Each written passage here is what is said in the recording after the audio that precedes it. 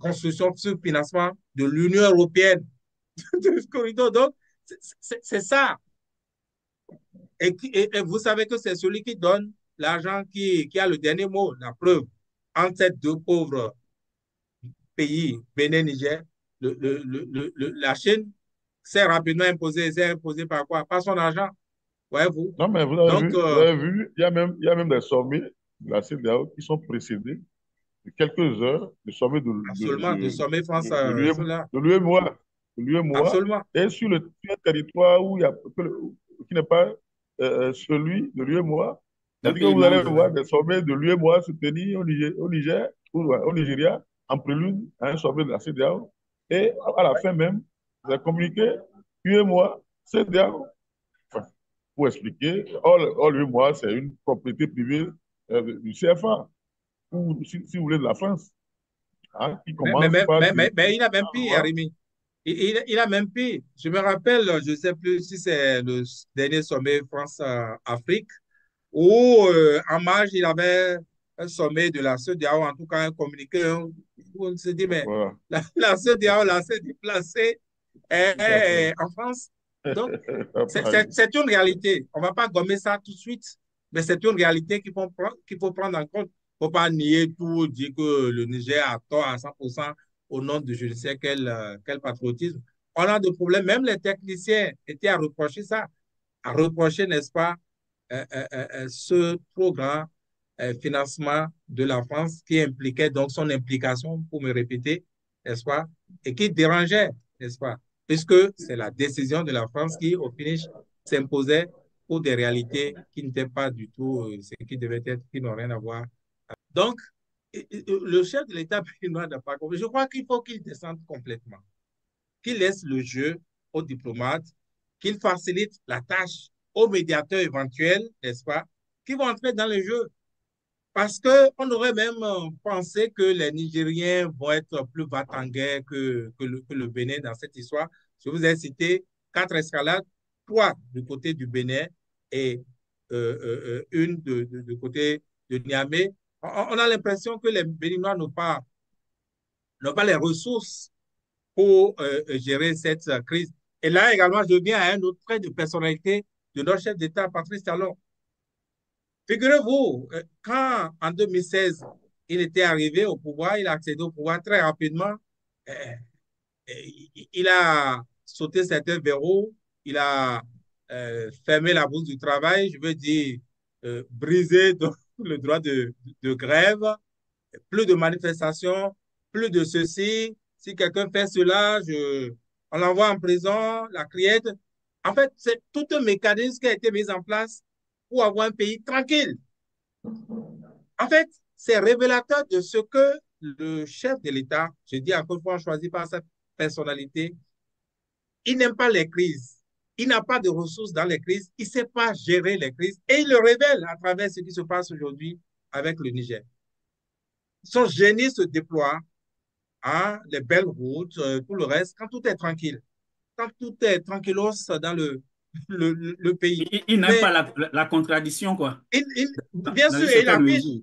régulièrement, regardez l'état des médias. Oui, Hein? on avait pendant 4 ans, on avait pendant 4 ans un parlement de type nord-coréen.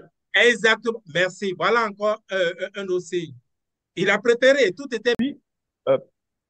Euh, quand on parle du terrorisme, dans l'entendement des pays de l'AES, ils l'ont même proclamé à la tribune de l'ONU que les Français sont les terroristes. Vous comprenez? Donc, ce n'est pas une question de où sont les djihadistes. Donc, pour eux, s'il y a un seul Français au Bénin, c'est qu'il y a un djihadiste, hein, qui est venu pour les attaquer en passant par le Bénin. Ou bien c'est le Français, ou bien le Français fabrique les djihadistes, les entraîne, les nourrit, les finance pour attaquer le Niger. C'est ça la rhétorique des pays du Sahel.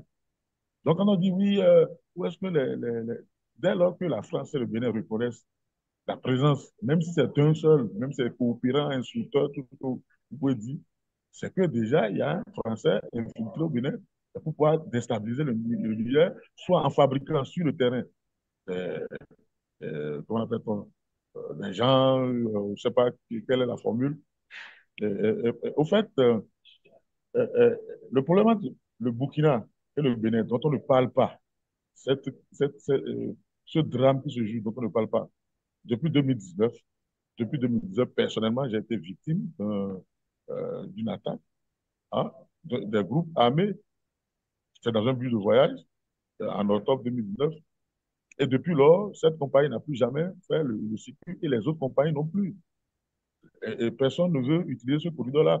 C'est seulement quelques Aujourd'hui, c'est même fermé, c'est fichiers. même carrément inaccessible à Non, quiconque. mais c'est ça que je disais tout tantôt. Je disais que la frontière, pratiquement, le Bénin a abandonné le cours avancé de Non, le Port-au-Prince. Bénin n'a pas Euh, abandonné, il a de présence militaire. Il a une Non, forte présence militaire je vous ai expliqué, jusqu'à Porga, mais c'est pas. non, je vous ai expliqué que le poste avancé, hein, de contrôle qui était à Porga a été ramené pratiquement à Tangueta et la zone est occupée par les opérations militaires. C'est pas que c'est déclaré zone militaire. Et ça, c'est Voilà, un drame et c'est ça ne déclaré permet zone pas le militaire, passage. exactement. Oui, et ça Exactement, ne c'est pour permet ça pas. que ça ne permet pas le passage. Oui, déjà il y avait les 20 kilomètres entre les deux points, en temps normal, il y avait 20 kilomètres de no man's land qui étaient occupés par des groupes armés du Kousop. Vous vous souvenez des enlèvements qui ont eu lieu dans le parc du musée? C'était peut-être des groupes locaux qui ont pris les otages parce qu'ils ont vu que c'était des Français pour aller les revendre, hein, vers les djihadistes professionnels, si vous voulez. Donc, il y avait la sous-traitance terroriste, si vous voulez, dans la zone, un terrorisme résiduel qui a pris de l'ampleur parce que il y a de grandes opérations dans le Burkina contre ces groupes armés. Et donc, naturellement, la zone molle, si vous voulez, qui est le Bénin, le nord du Bénin, est leur réceptacle. C'est vrai qu'ils n'ont pas d'intérêt à faire des attaques de façon directe, mais ça leur permet au moins de se replier. Et c'est de ça que les Burkinabés et les pays derrière parlent. Pour dire que ces gens-là sont récupérés, formés et renvoyés sur le terrain par la France. Ah. Et puis, pendant qu'on y est, par rapport aux bases militaires, des députés béninois te posaient une question, je reviens là-dessus régulièrement, te posaient une question au gouvernement pour leur expliquer ce qui se passe dans certains camps au nord, hein, de leur expliquer qu'est-ce qu'il y en est de la présence du matériel militaire et de troupes françaises, enfin de militaires français sur le sol béninois. Ils n'ont jamais été, on leur a jamais, on leur a jamais répondu. Et parce que tout cela, c'est corroboré par des déclarations même du président Macron, qui, dans son démantèlement du G5 et du groupe dans le Mali, déjà, je ne parle même pas du Burkina Faso, au Mali, déjà, expliquait que la France a désormais de nouveaux partenaires où ces troupes vont stationner et que tous ne viendront pas sur le sol français. Et il avait cité le Bénin. Il y a eu des officiels, des déclarations. Donc, tout ça a besoin de réponses, hein, diplomatiques, officielles de la part du Bénin pour rassurer ses partenaires.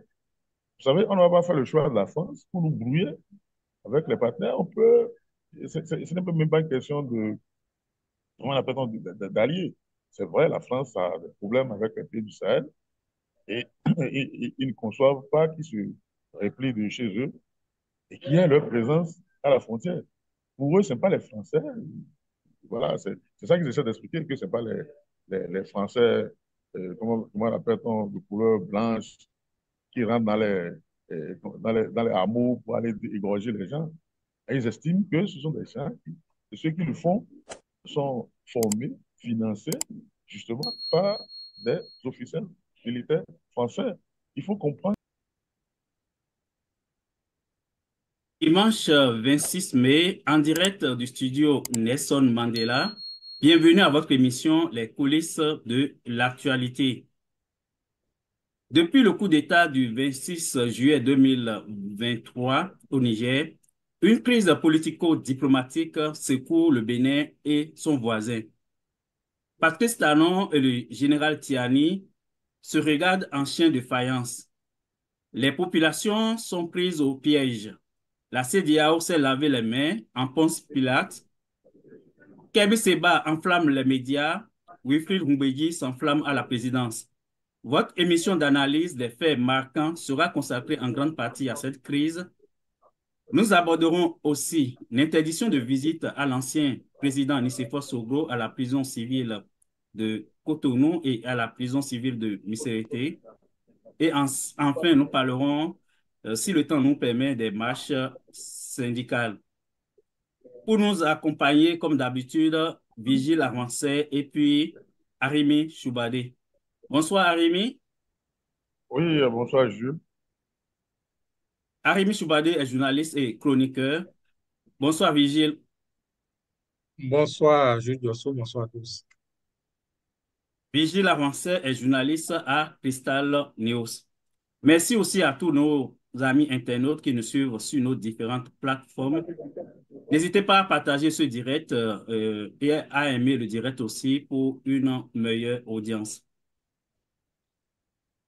Je le disais tantôt par rapport à la crise au Niger, entre le Bénin et le Niger, deux événements majeurs ont marqué ce mois de mai.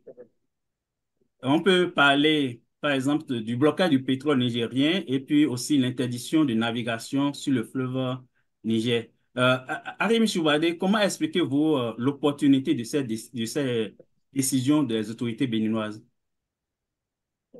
Bon, enfin, c'est toujours dans le cadre de l'escalade. Vous savez, aujourd'hui, on a fait presque toutes les analyses sur la situation. Hein, mais ce qui est regrettable, c'est qu'on donne très peu la parole aux diplomates.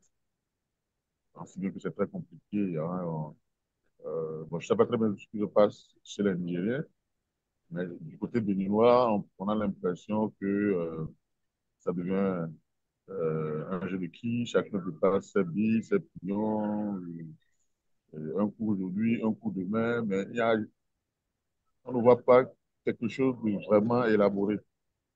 Hein, cette déclaration contre déclaration, les déclarations qui viennent de Niamey par rapport à ici, je ne sais pas si du côté de Niamey, ils entendent également tout ce qui se dit au Bénin, mais on n'a pas l'impression que, même le ministre des Affaires étrangères, on ne l'entend pas. On n'entend pas les diplomates, on ne voit pas de la diplomatie, on voit beaucoup plus de politique, hein, des manifestations par-ci, des déclarations de soutien. Alors, vous parlez de je sais pas, le circuit sur le fleuve Niger. Bon, il reste à savoir quel est son impact, hein, sur les échanges entre deux pays, surtout que ce n'est pas officiel. Si je comprends bien, c'est pratiquement un trafic informel, hein, qui ne peut pas remplacer le flux formel entre le port. Je n'ose pas croire que ce sont des conteneurs entiers qui passent sur le fleuve, surtout que l'activité est pas officielle. Et je me souviens très bien que du côté du Niger, il y avait déjà eu des velléités de bloquer ce passage, hein, parce qu'il y avait eu quelques véhicules, je ne sais plus très bien, il y avait eu une actualité où un préfet, le préfet de Gaïa, ou je ne sais pas, c'est Dosso, qui a été sauté juste parce qu'ils ils avaient constaté qu'il y a une activité sur le feu malgré la fermeture de la frontière. Donc, je ne comprends pas l'impact. Hein. Dans le même temps qu'on est en train de bloquer ce passage sur le fleuve, on s'est essayé d'aller ouvrir un nouveau corridor Nadi qui tombe sur le Nigeria. Hein, alors, donc, ça vous dit, il y a pas une lisibilité. Hein, il n'y a pas une lisibilité dans tout ce qui se passe. Alors, j'ai l'impression que les dessins sont ailleurs. Hein, que ce n'est pas une crise diplomatique, que c'est une opération politique. Alors, cette opération politique, ça devient très dangereux. Parce que seuls ceux qui tirent les ficelles savent là où ils veulent aller. Excusez-moi, savent là où ils veulent aller. Oui, toujours sur la même question, Vigile, est-ce que ces décisions sont venues comme jeter de l'huile sur le feu, comme on le dit? Absolument, c'est l'escalade, comme disait Arimi Choubadé. Ce sont des escalades. Vous avez compté deux décisions, mais nous, à Crystal News, nous comptons quatre décisions totales, dont trois du côté béninois et une du côté de Niamey. En fait, la première décision, c'est l'interdiction d'embarquement donc du pétrole nigérien au port de Sémé, qui est venu, j'appelais ça première escalade parce que c'était contre toute attente, on va dire, étant donné que le chef de l'État béninois s'était ravisé de son erreur de communication lorsque s'est permis de parler de manière, on va dire, belliqueuse. Rappelez-vous, à Abuja, le 27 juillet, donc au lendemain coup d'État, à Abuja, en présence donc du président nigérien nouvellement élu Tinubu. Après cela, il s'est ravisé, si je me trompe, au mois de février dernier, devant des journalistes, lors d'un point de presse, où il tendait la main à Niamey, tendait la main aux autorités de Niamey. Puis brusquement, donc, il a eu cette montée-là en escalade avec l'interdiction d'embarquement du pétrole. Et après cela, il y a eu également l'interdiction d'importation, vous vous souvenez, d'exportation des produits vivriers, le maïs, le riz, l'igname, le sorgho, à l'extérieur. Et pas seulement. La veille de cette décision officielle du Bénin, donc du gouvernement béninois, vous avez vous rappelé que on était là à chercher à comprendre pourquoi le gouvernement, pour ne pas dire le président Patrice Talon, a pris cette décision d'interdiction d'importation enfin pas d'embarquement donc du produit pétrolier nigérien. Lorsque il sort le lendemain, il explique, que, eh bien, voilà pourquoi je l'ai fait. Ils ont gardé la frontière toujours fermée. Et nous, on en souffre au Bénin. Les gens marchent, alors que les gens ne marchaient pas encore, du moins, il interdisait les marches en ce moment. D'accord? Donc, les gens marchent, les gens ont faim. Et les Nigériens ne nous aiment pas, ils ont fermé la frontière, mais ils aiment notre maïs, ils aiment nos ignames. C'est ça, nos ignames n'iront plus là-bas. Et ce n'est que le lendemain qu'on prend la décision officielle, n'est-ce pas, pour interdire les exportations de produits vivriers dans la sous-région. Donc, deuxième escalade. Deuxième escalade. Et puis, en réaction, Niamey a interdit l'embarquement par les camions d'immatriculation béninoise du fret, notamment au départ de Lomé. Et troisième réaction, troisième décision, escalade, le gouvernement interdit la circulation, la navigation sur le fleuve Niger. Donc, si vous comptez bien, ça fait quatre, escalades, dont une. Et moi, je dis, cette dernière décision vient comme un complément à la deuxième décision, celle qui interdisait donc l'importation, l'exportation donc des produits vivriers dans la sous-région. Sans doute, il avait toujours de circulation d'une manière ou d'une autre. Vous savez, un fleuve, ce n'est pas facile à contrôler, il a beaucoup d'issues. Et donc, c'est comme pour parfaire cette décision-là qu'on interdit la navigation sur le fleuve, qui est une décision que moi, personnellement, j'ai du mal à comprendre, qui est pour moi contradictoire, parce que j'ai dit tantôt, eh bien, ce qui était querellé, c'est le maintien de la frontière fermée par le côté nigérien. Alors, si la frontière est fermée et que vous désapprouvez cela, la seule issue ou quelques issues encore qui restent, même si c'est de manière informelle, si c'est dans la fermeture de la frontière qui vous dérange, pourquoi vous fermez encore les issues qui restent? Voyez-vous, c'est une décision que moi, personnellement, j'ai du mal à comprendre encore. Pourquoi vous fermez encore le peu qu'il reste? Alors, qu'est-ce que vous voulez au finish? Une chose et son contraire? Voilà.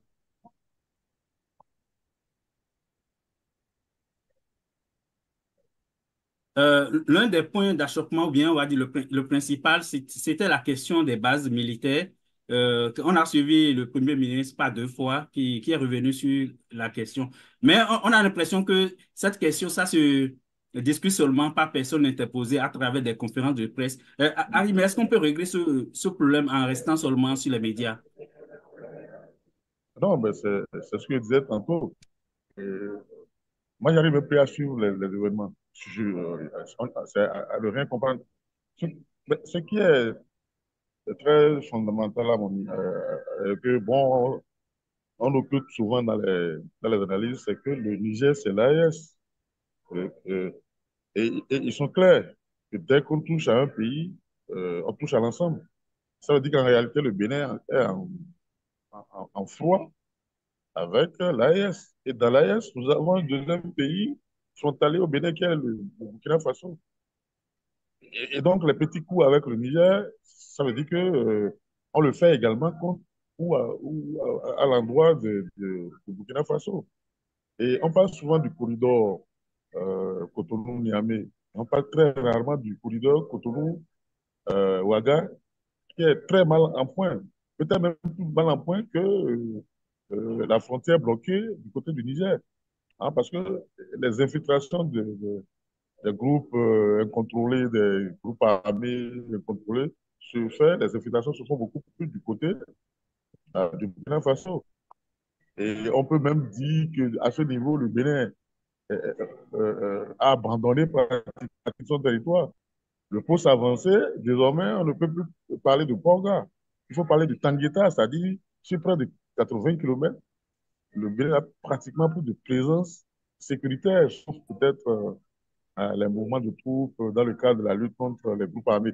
Et justement, c'est à ce niveau que les pays de l'AES et le Bénin ne s'entendent pas.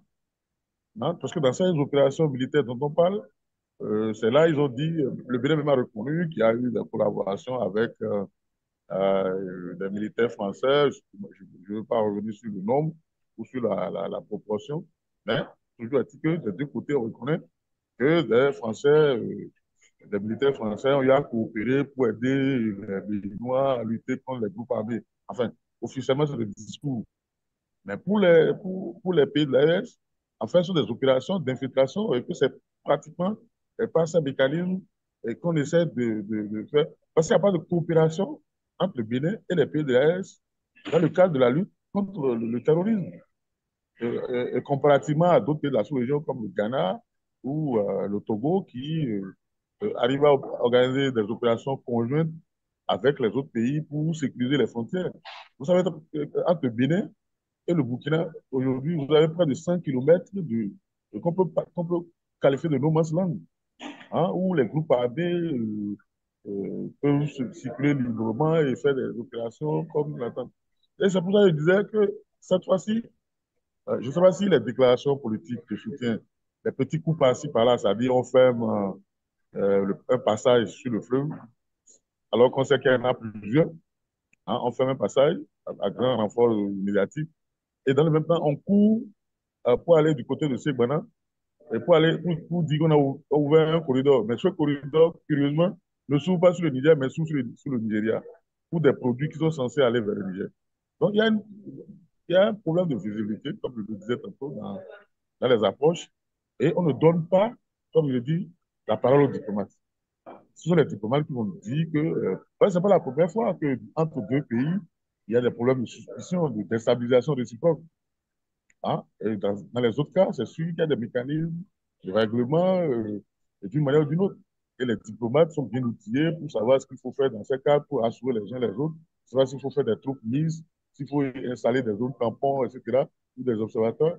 Il doit y avoir une panoplie de mesures diplomatiques, mais là, on n'y est pas. Au contraire, on fait tout pour que ça s'envenime davantage. Hein? Et quand on dit qu'on soutient le gouvernement béninois, quand des Béninois se lèvent pour dire qu'ils soutiennent, c'est comme si le Bénin est en conflit avec le Niger. On n'en est pas encore là. Et donc, tout pour tout Béninois, c'est comment régler le problème, c'est pas comment faire pour que Talon puisse avoir raison sur Tiani. C'est pas, le problème n'est pas, c'est pas au niveau de ces deux individus. L'histoire retiendra seulement que, bon, entre ces deux gouvernements, les relations sont dégradées entre le Niger et le Bénin, mais on ne peut pas déplacer le Niger à cause du Bénin ou déplacer le Bénin à cause du Niger. C'est une réalité géostratégique que nous allons vivre malgré nous, si je peux m'exprimer ainsi. Vous voyez, donc aujourd'hui, je dis, le langage diplomatique doit revenir dans ce débat-là pour nous permettre, même pour mieux faire les analyses, pour connaître les positions de chacun.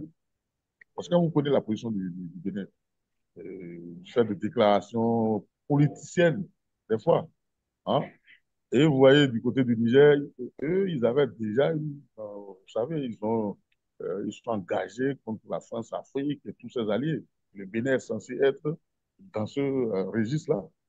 Et donc, c'est à nous de trouver des formules pour rassurer de part et d'autre de la frontière pour que les flux commencent. Et puis, comme je le dis, le Niger est un pays de l'AS. Je l'ai signé dans une chronique il y a quelques jours. Ce n'est pas le Niger qui est en face du Bénin, c'est trois pays, dont deux frontaliers au Bénin, qui sont en face du Bénin dans cette histoire-là. Et si on ne prend garde, on risque d'avoir une position de l'AES face au Bénin. Dès que nous aurons ça là, ce n'est pas seulement les problèmes que nous sommes en train d'analyser aujourd'hui. On dit qu'avec le Burkina, on a même, comme je l'ai dit, il n'y a pas de collaboration depuis très longtemps hein, entre le Burkina dans sa lutte contre les groupes armés et du côté du Bénin. Et pourtant, on sait très bien qu'il y a eu des mouvements de ces groupes entre les deux pays. Et vous savez aujourd'hui que les compagnies de voyage ne font plus le corridor. Hein, et quand les bus chargent les passagers à Cotonou, ils vont vers le Togo avant de rallier le Burkina. Alors qu'il y a le corridor qui est plus simple, normalement, qui devait être plus sûr, c'est Cotonou-Ouaga. Vous voyez, donc on est déjà dans la crise avec la S. Alors, pourquoi ne pas trouver la formule pour entrer en diplomatie au lieu de faire les coups politiques? Voilà, bon, maintenant, de déclaration en déclaration, tout le monde veut faire des déclarations. Vous savez comment ça marche dans le milieu des partis politiques, où il faut que chacun se positionne pour montrer au régime ou au chef qu'on est avec lui. Voilà, donc on en est à ça, où, au fait, la crise est devenue l'otage des contradictions politiques internes. Vigile avancé, le Bénin étant un État souverain, toujours sur la question des bases militaires, le Bénin n'est-il pas libre de choisir ses alliés pour protéger ses frontières ou bien pour la sécurité intérieure? Bien sûr. Et vous savez, c'est le contexte qu'il faut prendre en compte. Ça ne posait pas de problème hier parce qu'il n'y avait pas de problème, si vous voulez que je parle ainsi. Et curieusement, les mêmes alliés, n'est-ce pas, qui sont aujourd'hui un problème pour Niamey étaient ceux qui étaient à Niamey, ceux qui étaient donc au Niger, que le Niger avait comme allié dans la lutte contre le terrorisme. Voyez-vous? En fait, les choses ayant changé ainsi, eh bien, comme l'a dit le président Soglo, si je me fâche avec des gens et que vous alliez, vous restez toujours avec ces personnes, c'est que je vous considère comme mon ennemi également. C'est exactement ce qui s'observe aujourd'hui. Et je ne pense pas que on peut se dire que ce n'est pas légitime que le Niger veuille s'assurer de sa sécurité, veuille être euh, en confiance par rapport à son voisin. C'est vrai qu'il ne lui revient pas d'imposer des partenaires militaires au Bénin, parce qu'il ne reviendra pas non plus à l'esprit aux Béninois, au gouvernement béninois, d'imposer des partenaires à Niamey. Voyez-vous? Mais le contexte étant cela, je pense que euh, il faut trouver les mécanismes pour rassurer les voisins, plutôt que de faire ce que nous sommes en train de faire, du moins ce que le gouvernement béninois est en train de faire juste là, c'est-à-dire monter en escalade. Il ne s'agit pas de se laisser aller dans des décisions d'émotion. Voyez-vous? Et ce qui m'étonne, je ne sais pas si cela vous a échappé, c'est la troisième partie qui est intervenue dans le jeu sur scène avec l'histoire de pétrole, d'où les choses sont d'ailleurs parties, la partie chinoise. La partie chinoise était dans une sorte de médiation qui avait commencé par Cotonou. Avec moins de 12 heures de médiation à Cotonou, bon, Patrice Talon est revenu à de meilleurs sentiments et le pétrole a commencé par être chargé. Et il était dit à Cotonou, la semaine, je crois il a désormais un peu plus de 10 jours, que les Chinois allaient, non pas 10 jours, je crois que on est aujourd'hui le samedi, donc Le, il a 9 jours. le dimanche, oui. Voilà. Les Nigériens, pardon, les Chinois allaient à Niamey pour parler également avec la partie nigérienne afin que le dialogue revienne. Et ils avaient même annoncé une feuille de route et qui allait comprendre la mise en place d'un comité. Un comité tripartite comprenant béninois, nigériens et puis chinois, qui allait aboutir à ce que, eh bien, ce comité, donc avec les membres, puisse descendre au Bénin pour constater l'existence au nom de ces bases militaires dont il est question. Alors, disons, le séjour des Chinois à Cotonou, ça a pris 48 à 72 heures. C'est du mercredi, ils avaient fini le vendredi. Le vendredi, c'était déjà allé à Niamey. Pourquoi depuis bientôt 10 jours, on n'a plus de retour?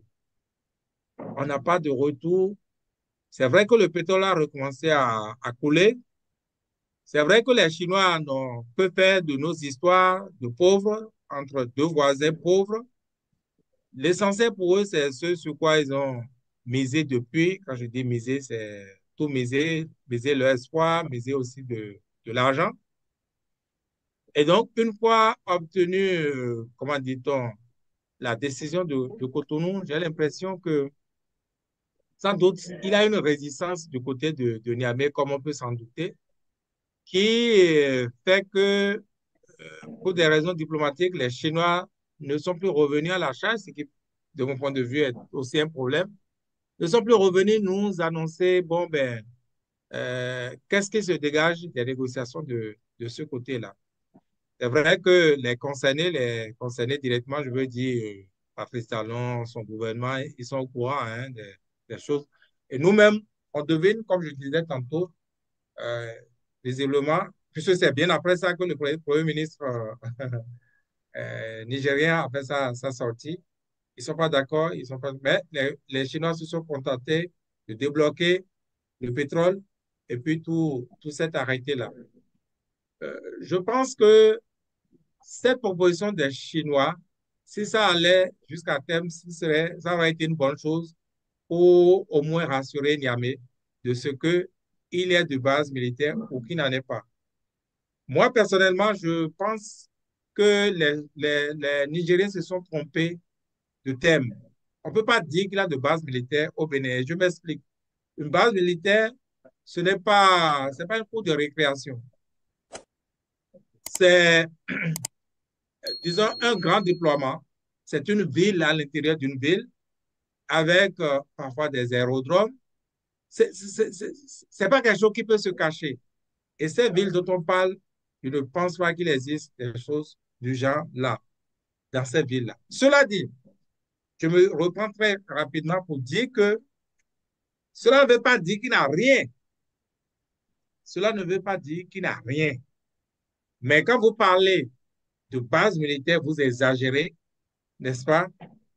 Et disons, la vérité s'éloigne de vous. Moi, je n'ai pas d'éléments pour dire base militaire, moi je sais qu'il n'en a pas, mais disons, les autres opérations, ils parlent de formation de terroristes pour aller déstabiliser leur pays.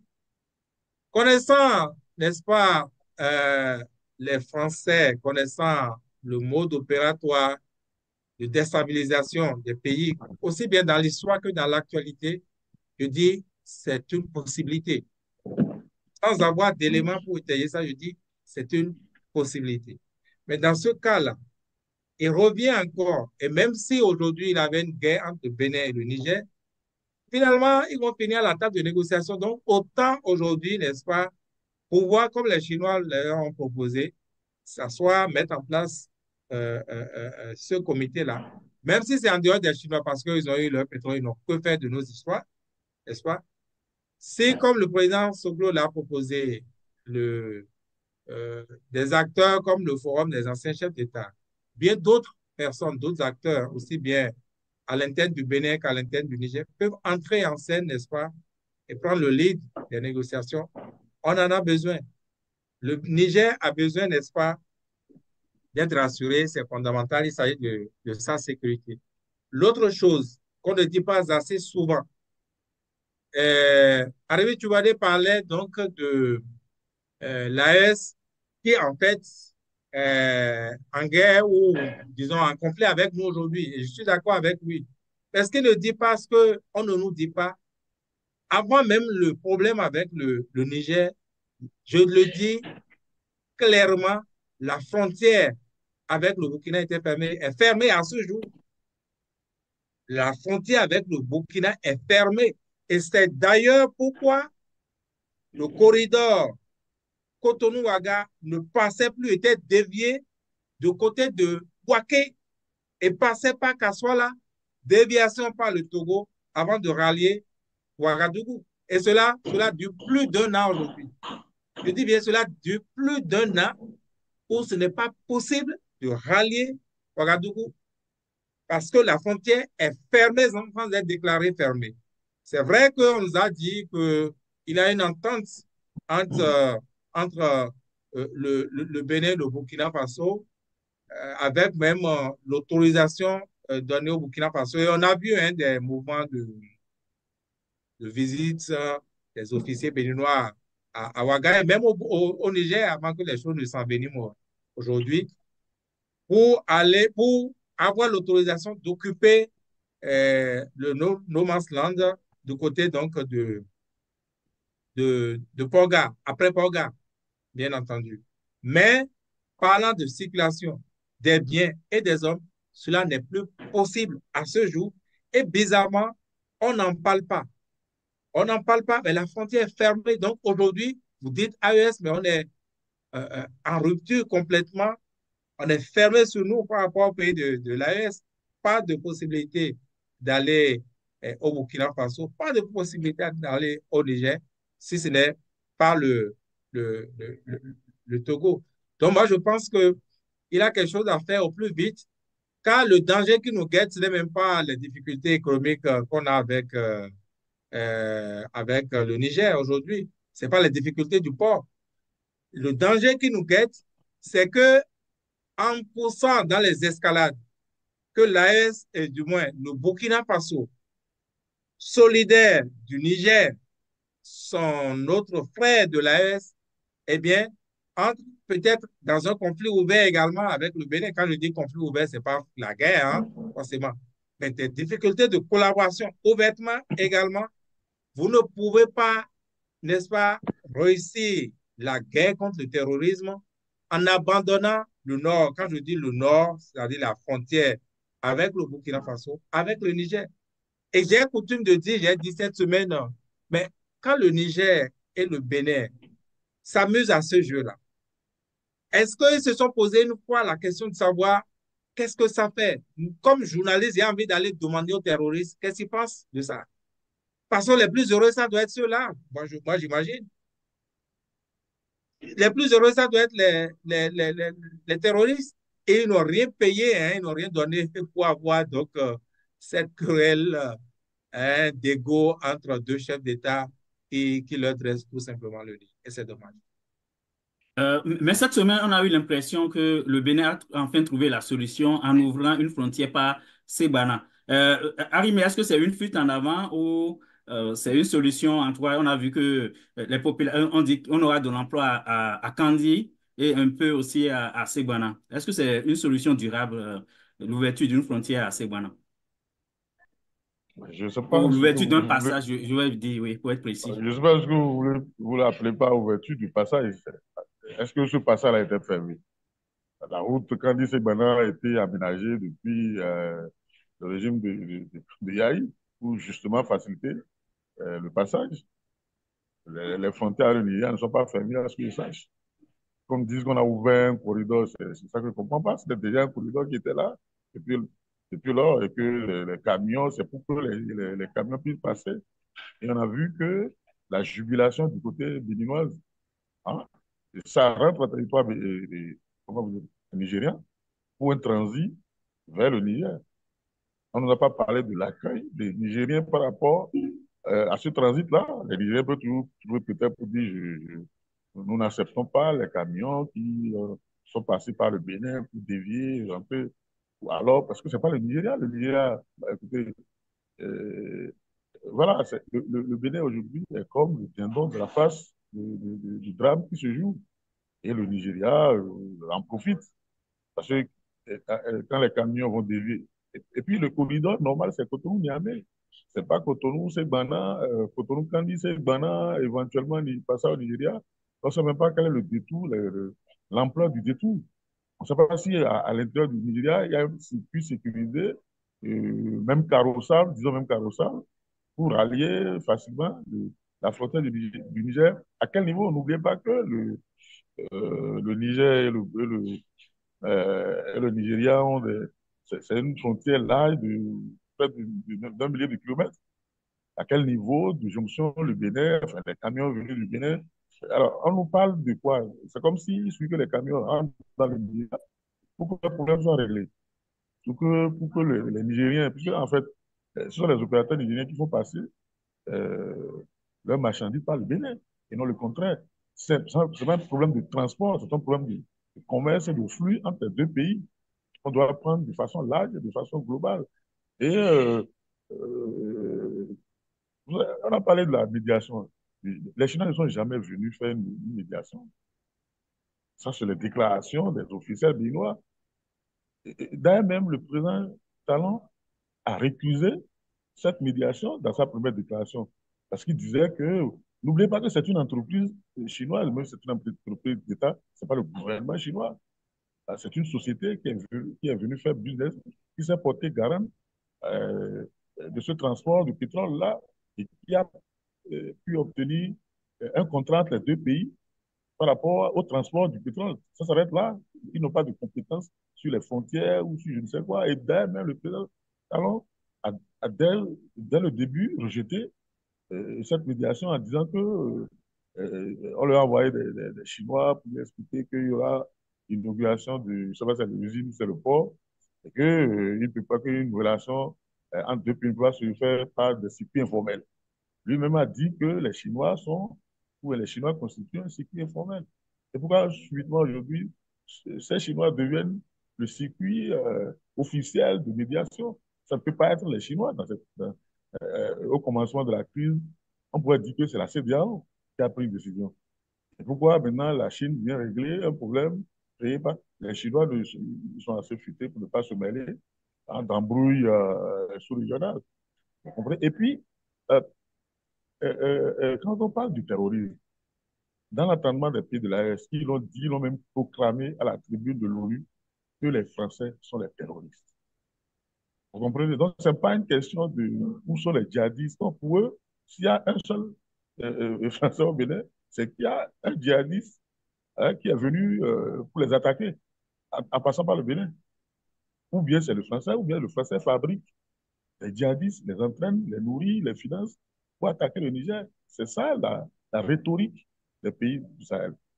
Donc, quand on dit oui, où est-ce que dès lors que la France et le Bénin reconnaissent la présence, même si c'est un seul, même si c'est coopérant, insulteur, tout ce que vous pouvez dire, c'est que déjà, il y a un Français infiltré au Bénin pour pouvoir déstabiliser le Niger, soit en fabriquant sur le terrain, euh, comment appelle-t-on, des gens, je ne sais pas quelle est la formule. Au fait, euh, le problème entre le Burkina et le Bénin, dont on ne parle pas, ce drame qui se joue, dont on ne parle pas, depuis 2019, personnellement, j'ai été victime d'une attaque hein, des groupes armés. C'était dans un bus de voyage en octobre 2019. Et depuis lors, cette compagnie n'a plus jamais fait le circuit et les autres compagnies non plus. Et personne ne veut utiliser ce corridor-là. C'est seulement quelques Aujourd'hui, c'est même fermé, c'est soutiennent. même carrément inaccessible à Non, quiconque. mais c'est ça que je disais tout tantôt. Je disais que la frontière, pratiquement, le Bénin a abandonné le cours avancé de Non, le Port. Bénin n'a pas abandonné, il a de présence militaire. Il a une Non, forte présence militaire je vous ai expliqué, jusqu'à Porga, mais c'est pas. non, je vous ai expliqué que le poste avancé hein, de contrôle qui était à Porga a été ramené pratiquement à Tangueta et la zone est occupée par les opérations militaires. C'est pas comme si c'est déclaré zone militaire. Et ça, c'est Voilà, un drame et c'est ça ne déclaré permet zone pas le militaire, passage. exactement. Oui, et ça Exactement, ne c'est pour permet ça pas. que ça ne permet pas le passage. Oui, déjà, il y avait les 20 km entre les deux points. En temps normal, il y avait 20 km de no man's land qui étaient occupés par des groupes armés de toutes sortes. Vous vous souvenez des enlèvements qui ont eu lieu dans le parc du musée?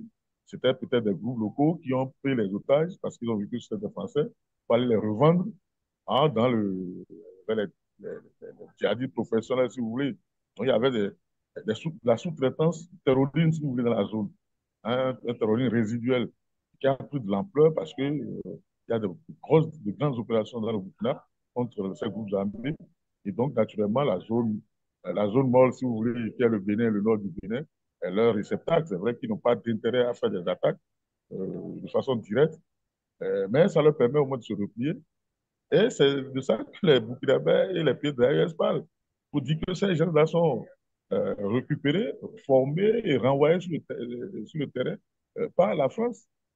Ah. Et puis, pendant qu'on y est, par rapport aux bases militaires, des députés béninois te posaient une question, je reviens là-dessus régulièrement, te posaient une question au gouvernement pour leur expliquer ce qui se passe dans certains camps au nord, hein, de leur expliquer qu'est-ce qu'il y en est de la présence du matériel militaire et de troupes français, enfin de militaires français sur le sol béninois. Ils n'ont jamais été, on leur a jamais répondu.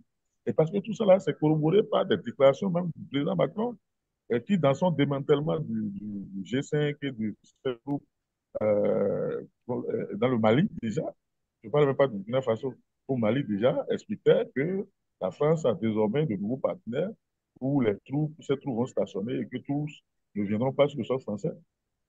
Et il avait cité le Bénin. Il y a eu des officiels, des déclarations. Donc, tout ça a besoin de réponses, hein, diplomatiques, officielles de la part du Bénin pour rassurer ses partenaires. Vous savez, on ne va pas faire le choix de la France pour nous brouiller avec les partenaires. On peut, ce n'est même pas une question comment on appelle d'alliés. C'est vrai, la France a des problèmes avec les pays du Sahel et, ils ne conçoivent pas qu'ils se replient de chez eux et qu'il y ait leur présence à la frontière. Pour eux, ce n'est pas les Français. Voilà, c'est ça qu'ils essaient d'expliquer, que ce n'est pas les Français, comment appelle-t-on, de couleur blanche, qui rentrent dans les hameaux pour aller égorger les gens. Et ils estiment que ce sont des gens ceux qui le font sont formés, financés, justement, par des officiels militaires français. Il faut comprendre ce mécanisme-là, c'est un discours qu'ils ont eu dès le départ, avant même le putsch de Niamey. Alors, donc, il faut recoller tout ça. Et aujourd'hui, parce que le Bénin, c'est tout. Aujourd'hui, quand au fil des analyses, on constate que ce n'est pas une question de misère, que c'est presque tout le nord du Bénin aujourd'hui qui a un gros problème. Même s'il n'y a pas d'affrontement armé direct, on sait qu'il y a des trucs qui se passent là-bas qui ont besoin d'être clarifiés. Alors, c'est dans ce contexte que le Bénin allait faire des déclarations pour dire qu'il faut aller au Niger, pour aller libérer Bazoum. Et pour les Nigériens, si le Bénin parle comme ça, c'est parce qu'ils sont certains d'avoir une capacité de pénétration sur le territoire pour aller éventuellement porter les stockages. Bon, maintenant, si le Bénin n'est pas dans ce schéma et n'est plus dans cette optique, il faudrait euh, déployer suffisamment les moyens diplomatiques qu'il faut. Mais pourquoi le Bénin ne peut pas susciter, ce n'est pas de convoquer un sommet extraordinaire de la CEDEAO pour se pencher sur ces sujets-là, surtout que nous avons dit que c'est pour obéir à la CEDEAO qu'aujourd'hui on a les difficultés. Alors pourquoi la CEDEAO ne participe plus à la recherche de solutions à quelque chose qu'elle a provoqué? Alors c'est la question qu'il faut se poser. Et comme je l'ai dit, on doit plus continuer à laisser la parole aux chefs de parti, aux députés, aux partisans gonflés à bloc pour faire des démonstrations de force. Hein? Et, et ce n'est pas ça qui va régler le problème. Le problème, c'est qu'il y a une déclinaison claire de la démarche diplomatique que le Bénin est en train d'entreprendre au niveau sous-régional, au niveau africain si possible, même au niveau de l'ONU, je ne sais pas, pour régler définitivement les petits écueils. Il faut que chacun de part et d'autre, parce qu'aujourd'hui, si on veut rentrer dans la sémantique de base militaire ou de présence militaire, etc., on ne s'en sortirait pas. De quand Parce qu'on ne avancer donnerait pas de aussi. réponse claire.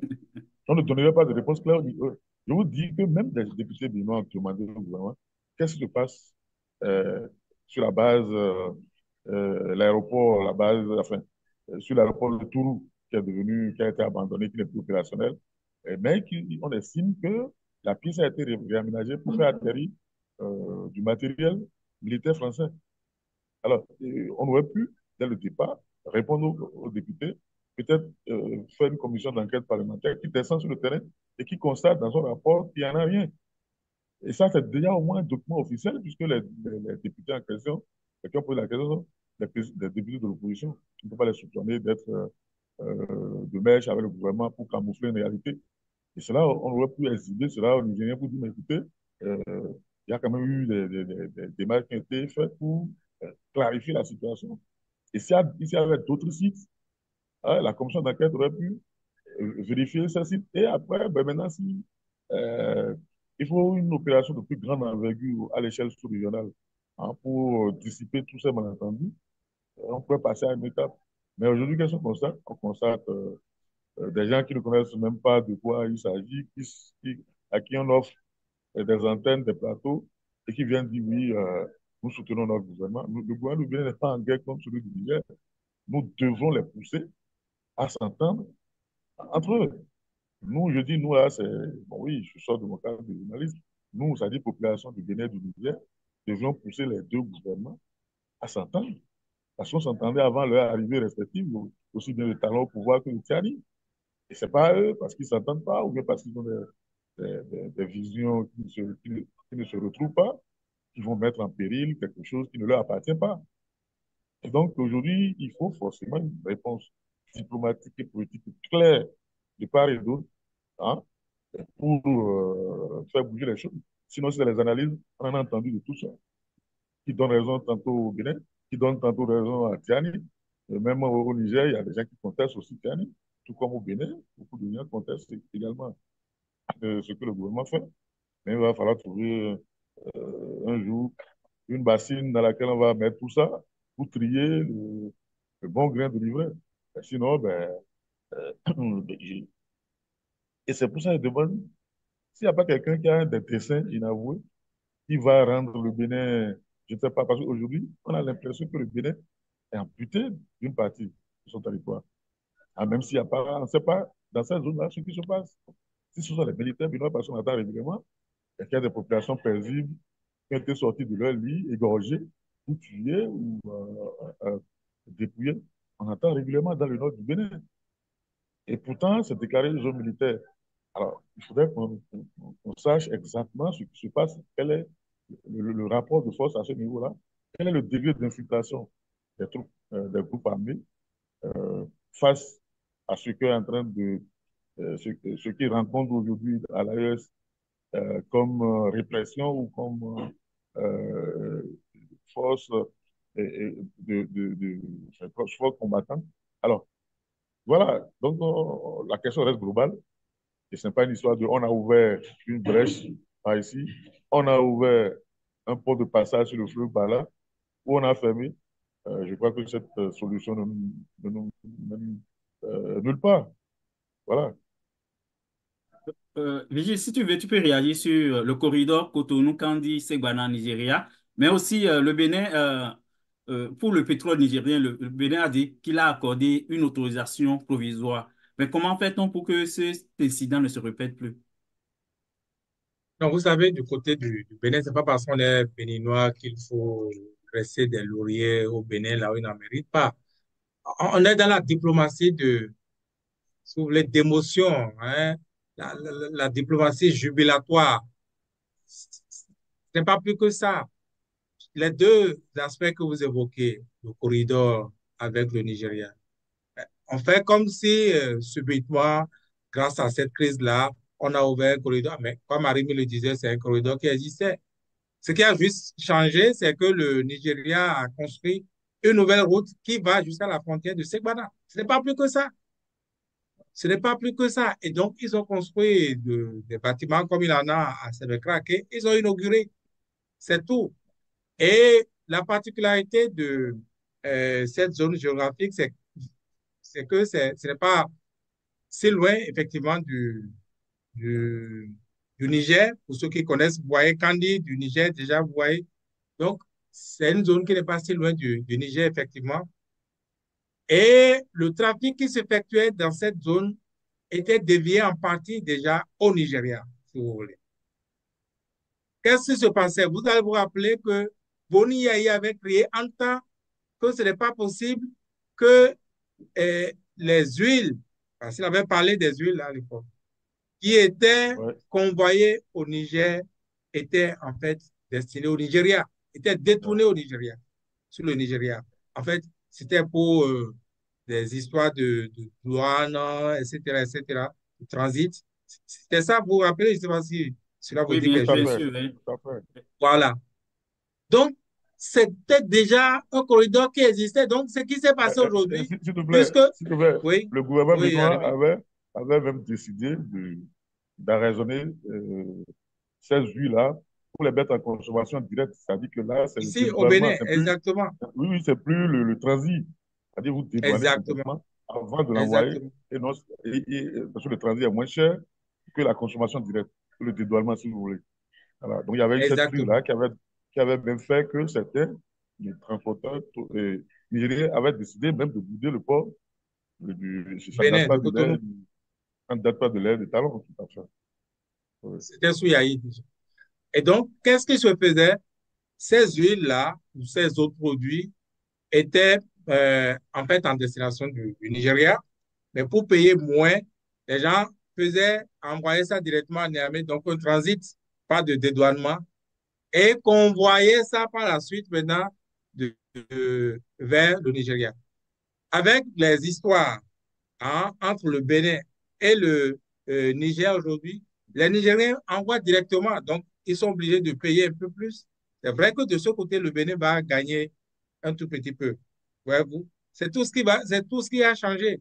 Mais vous voyez, la diplomatie dont je parlais, de jubilation, on montre au Togo et au Niger, oui, nous sommes en froid avec vous, Tiani fait ce qu'il veut, mais voilà, on a trouvé une solution de contournement, ce qui n'est pas Non, mais, arrêté. non, non, non, mais Ouais. je ne sais pas ce que le Bénin gagnerait, hein, même si c'est de tout petit peu.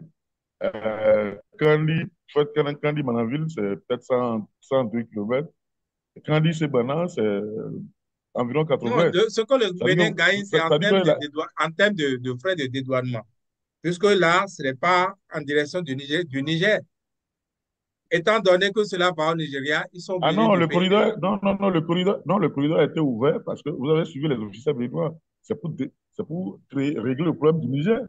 Ils ont créé le Non, mais corridor ça, pour c'est régler. ce dont je parle, c'est de l'émotion. C'est juste Voilà, pour voilà, afficher que oui, tout à fait. vous croyez nous mettre en difficulté, mais on a trouvé la solution. C'est faux. Tout à fait, il n'y a pas de solution qui a été trouvée. Non, non, non, il n'y a pas de solution. Puisque les produits là étaient dans tous les cas destinés au Nigeria.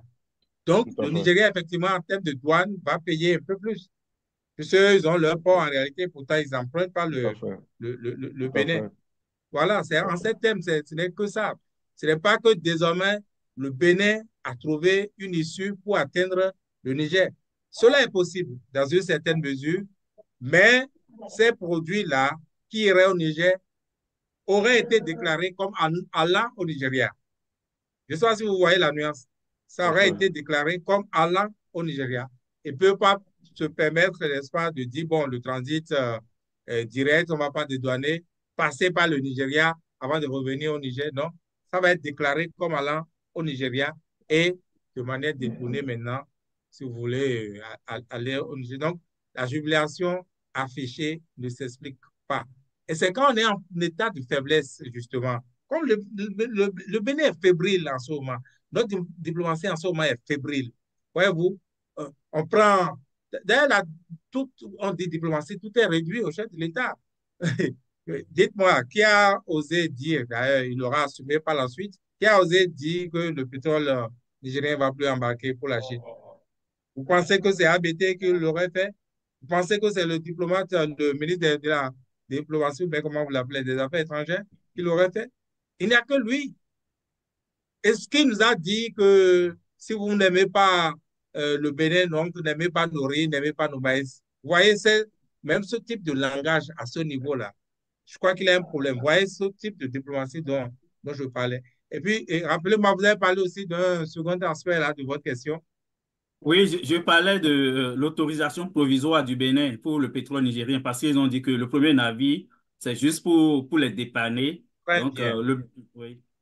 très bien. Regardez, par exemple, ça également, c'est de l'émotion. Enfin, on veut couvrir les choses. Ils ont dit provisoire, hein. On a commencé à compter les nombres de jours, le nombre de jours. Ils ne savent pas. Nous comptons tous le nombre de jours. Ce qui est provisoire, c'est ce qui ne va pas durer dans le temps, n'est-ce pas?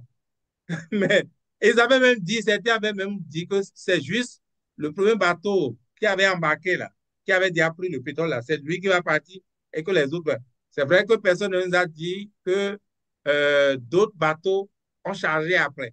Mais il est probable que si les Chinois n'ont pas dit hein, hein, enfin, ils n'ont pas réagi depuis, c'est sûr que le pétrole coule normalement. Ils n'ont pas de soucis. Ouais, vous. Donc, c'est un peu pour se couvrir qu'on dit, oh, c'est provisoire. Et on le disait avec tellement d'énergie que moi, je disais, mais ces gens-là, bientôt, ce qui est provisoire va être, disons, pour toujours, quoi. Il faudrait que le Bénin, comme j'ai dit, qu'est-ce que je dis? Pas le Bénin, que le président Patrice Talon se calme. Il se calme complètement dans cette situation-là pour trouver des ressources et qu'il amène à lui, comme le disait Arimi, les connaisseurs du domaine, c'est-à-dire les diplomates. Ce n'est pas la première fois qu'on voit des crises du genre entre deux pays, encore que ce sont deux individus qui nous amènent dans leurs problèmes. Donc, écoutez, c'est le chef de l'État qui a parlé comme ça. Et quand on parle de fermeture de frontières, vous pensez que c'est la fermeture de frontières qui fâche les Nigériens? Ce n'est pas ça. Ce n'est pas la fermeture de frontières. C'est les déclarations du chef de l'État. Et ça encore, c'est de l'émotion.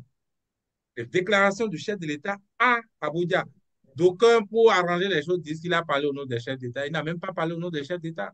Les gens, soit ils ne suivent rien, soit ils veulent faire semblant de camoufler les choses. Le coup d'État a été perpétré le 26 juillet 2023. Le chef de l'État béninois est allé à Abuja le 27, soit le lendemain, 24 heures après, et il tenait. Ou alors, bon, qu'on nous dise qu'il a une réunion via WhatsApp ou via Zoom, n'est-ce pas, entre les chefs d'État de la société. C'est bien après cela, je crois, le samedi qui a suivi, qu'il y a eu cette conférence des chefs d'État en présentiel à Abuja. Et pourquoi on veut décaler les choses, veut arranger les choses? Donc, il ne portait pas la parole des chefs d'État. D'ailleurs, il n'a jamais dit qu'il parlait au nom des chefs d'État. C'est vrai qu'il parlait en tant que CEDEAO, n'est-ce pas? Il parlait au nom de la CEDEAO, mais c'est sans avoir consulté. Et puis, même s'il parlait au nom des autres, ce n'est pas les autres qui lui ont donné ces éléments de langage. Et il a reconnu par la suite qu'il y a quelque chose qui n'a pas bien fonctionné. Et il a tendu la main. Quand vous avez tendu la main de cette manière, s'il vous plaît, quand vous avez tendu la main, vous vous fâchez à l'échelle même des individus. Moi, je me fâche avec vous, Jules Diossou ou Arimi Tchoubade. Et après, vous revenez me voir pour dire, bon, ça peut aller, on peut se fâcher dans la vie, ça va, oubliez ça. Mais je ne suis pas obligé d'oublier tout de suite. Mais laissez-moi au moins le temps, n'est-ce pas, Oui, mais à quel de moment, digérer. à quel moment vous avez vu la main tendue vers qui? Non, on peut supposer que la conférence de presse, Ah, c'est une main tendue. oui, c'est une tendue. Vous savez, on a le temps, on n'a pas. Non, non, non, non, C'est non. une question de. Non, on avait parlé la dernière fois. Oui, Le président était en octobre 2023. oui, Il y avait eu le sommet Arabie Saoudite-Afrique. Le chef d'État béninois était là et le premier ministre nigérien était là-bas. Et on a vu le Tinubu recevoir le premier ministre. Et on a vu la poignée de main entre le premier ministre du Niger et Tinubu, alors que la sanction pouvait toujours. On a vu oui, Ouattara serrer la main du premier ministre. On n'a jamais vu cette main-là du président béninois. exactement. C'est ce que j'appelais. C'est une question de. Voilà. Vous demandiez, mais quand est-ce qu'il a tendu la main? Au moins, vous, arrivez, tu vois, vous connaissez votre talent pour parler comme l'autre. Mais c'est le plus grand effort qu'il puisse faire. Ça, c'était bien tendu. Peut-être que les Nigériens ne l'ont pas perçu ainsi, mais c'était sa main tendue, si vous voulez. Ouais, il ne peut pas faire mieux. Il ne peut pas faire mieux. Donc, voilà, il disait qu'il était disposé. Je crois qu'il a dit hein, un mot clair qu'il était disposé à ce que les choses s'arrangent entre les deux pays. Il a même, il a même, Moi, il a même ajouté que si on a des propositions, c'était une conférence de presse, il disait aux journalistes que s'ils ont des propositions, que voilà, bon, de les lui quand faire. on sanctionne, oui, quand on sanctionne, on dit, ah, pourquoi la sanctionner? Quand on ne sanctionne pas, on dit, ah, que pourquoi là? Que franchement, il ne sait plus comment faire, il ne sait plus quoi faire, de lui faire des propositions. Mais c'est pas, c'est ça Et déjà ça la également, maintenue, hein. exactement, ça également, c'est révélateur de la personnalité de notre chef de l'État. On ne choisit pas, hein, vous êtes ce que vous êtes, Arimi Toubadé, Jules Josué est ce qu'il est, et voilà. Goyi Pérez Lacheme. Exactement, Goyi Pérez Lacheme. Ça, c'est sa personnalité, ça, voilà. C'est sa personnalité. Et, voyez-vous, il a demandé, il a essayé de tendre la main, et puis il trouvait que, bon, ceux d'en face semblent encore avoir un peu plus de goyi que lui, quoi. Il se disait, mais quand On a même, encore la main lourde. ouais, la main est lourde, mais moi, je ne peux pas me rabaisser à ce niveau pour que ces gens qui, d'ailleurs, qui plus est, sont des putschistes, des gens qui n'ont Ouais. pas accédé légalement Preneur au pouvoir, d'otages. Qui ont pris voilà, en otage qui Bazoum. ont, Qui ont pris en voilà, des otage. preneurs d'otages. Hein. En fait, on est en train de dessiner la psychologie hein, parce que les Nigériens suivent nos émissions également. Et ce n'est pas pour les offenser. On n'a pas d'intérêt à jeter de l'huile sous le feu en pareille circonstance. Mais voilà, donc, le chef de l'État béninois n'a pas compris. Je crois qu'il faut qu'il descende complètement, qu'il laisse le jeu aux diplomates, qu'il facilite la tâche aux médiateurs éventuels, n'est-ce pas, qui vont entrer dans le jeu. Parce qu'on aurait même pensé que les Nigériens vont être plus batangués que le Bénin dans cette histoire. Je vous ai cité 4 escalades, 3 du côté du Bénin et une du côté de Niamey. On a l'impression que les Béninois n'ont pas les ressources pour gérer cette crise. Et là également, je viens à un autre trait de personnalité de notre chef d'État, Patrice Talon. Figurez-vous, quand en 2016, il était arrivé au pouvoir, il a accédé au pouvoir très rapidement, euh, il a sauté certains verrous, il a fermé la bourse du travail, je veux dire, brisé donc, le droit de grève, plus de manifestations, plus de ceci. Si quelqu'un fait cela, on l'envoie en prison, la criette. En fait, c'est tout un mécanisme qui a été mis en place pour avoir un pays tranquille. En fait, c'est révélateur de ce que le chef de l'État, je dis encore une fois, choisi par sa personnalité, il n'aime pas les crises. Il n'a pas de ressources dans les crises. Il ne sait pas gérer les crises. Et il le révèle à travers ce qui se passe aujourd'hui avec le Niger. Son génie se déploie, hein, les belles routes, tout le reste, quand tout est tranquille. Quand tout est tranquillos dans le pays. Il n'aime pas Mais la contradiction, quoi, bien dans sûr, une il certaine affiche mesure. régulièrement, regardez l'état des médias. Ben oui, Hein? on a eu pendant 4 ans, on a eu pendant 4 ans un parlement de type nord-coréen. Exactement. Merci. Voilà encore un dossier. Il a préparé, tout était mis en place pratiquement pour avoir ce Parlement-là, s'il avait la volonté Il d'avoir continue. une opposition quand même, non une opposition au Parlement en 2019, on aurait pu organiser les choses autrement, n'est-ce pas? Et la volonté, quand vous prenez le code électoral aujourd'hui, si ce n'est pas la volonté d'avoir peut-être un Parlement monocolore à nouveau, il a quand même comme un plan de chaos qu'on a dessiné simplement là, je ne sais pas. Et même quand vous voyez la gestion qu'on fait aujourd'hui de la crise du Niger, vous vous demandez si ça ne rentre pas également dans un plan. Parce que d'escalade en escalade, Voilà. irrémédiablement, on finira par aller plus loin. Car trivialement, pour parler trivialement, ouais, vous, tu me fais ça, je te fais ça, tu me fais ça, je te fais ça. Mais vous allez finir par en venir aux mains. Et vraiment, on en est là, quoi. Hein, on en est là. Et si bien que celui qui donne même plus de coups, qui provoque, toi, tu me donnes plus de coups, viens, on va se battre. Non, c'est le Bénin. Mais on n'est plus, un pays, c'est pas un jeu d'enfant, voyez-vous. C'est le destin de tout un peuple. On va devenir Où, la Corée du Sud et la Corée du Nord. Et un bon non, non, matin, on va on dire qu'il y voudrait a pas. eu Regardez, moi une j'ai altercation sur été le fleuve. J'ai été à Malanville. Et c'est triste. On en rit. Moi, je n'ai pas envie de rire, Jules Dossou. Moi, j'ai été à Malanville. Je sais qu'il y a des populations qui vivaient, n'est-ce pas, des relations entre le Bénin et le Niger. Moi, j'ai vu un Tout à fait. vitrier que je devais prendre en interview. qui m'a dit que depuis que cette histoire-là a commencé, on était en septembre, que lui, ses activités se sont arrêtées. Je dis, mais comment vous menez vos activités? Il dit que ce sont les Nigériens de l'autre côté qui envoient des commandes, lui fabrique, il met les choses en place et il convoie ça au Niger et que c'est de très bonnes affaires parce que, d'ailleurs, à mon avis, on vous dit que les Nigériens payent mieux que les Béninois.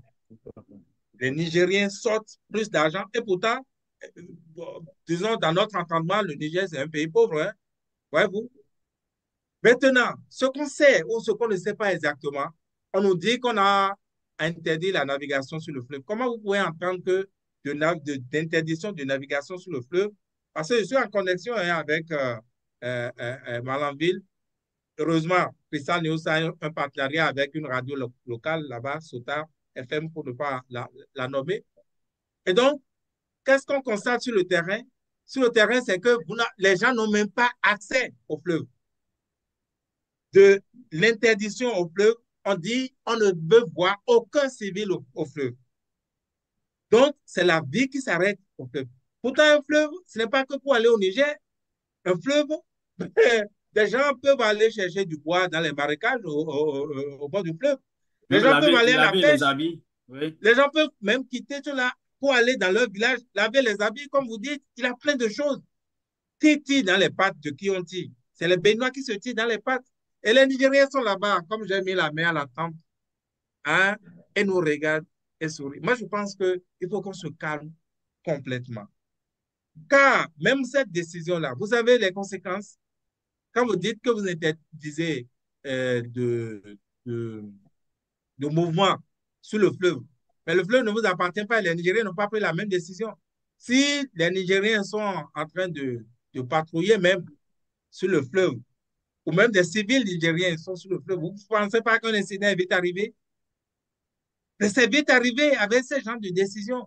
Moi, je pense que, encore une fois, que les uns les autres se calment, mais surtout que ceux qui, visiblement, sont fébriles se calment, parce que c'est dit 3 contre 1. On se calme, n'est-ce pas? Et que les médiateurs entrent rapidement dans le jeu, parce que c'est dans l'intérêt de personnes que le pays survienne. Et en s'amusant comme ça, ce pays n'est jamais loin, hein, je vous assure. Ok, on va finir sur cette question d'un internaute pour Arimi. Il demande, est-ce qu'on doit demander à Patrice Talon d'aller se coucher pour le peuple nigérien? Moi, je ne sais pas. Est-ce qu'un chef d'État béninois s'est déjà couché devant le Niger avant qu'on ait les frontières ouvertes?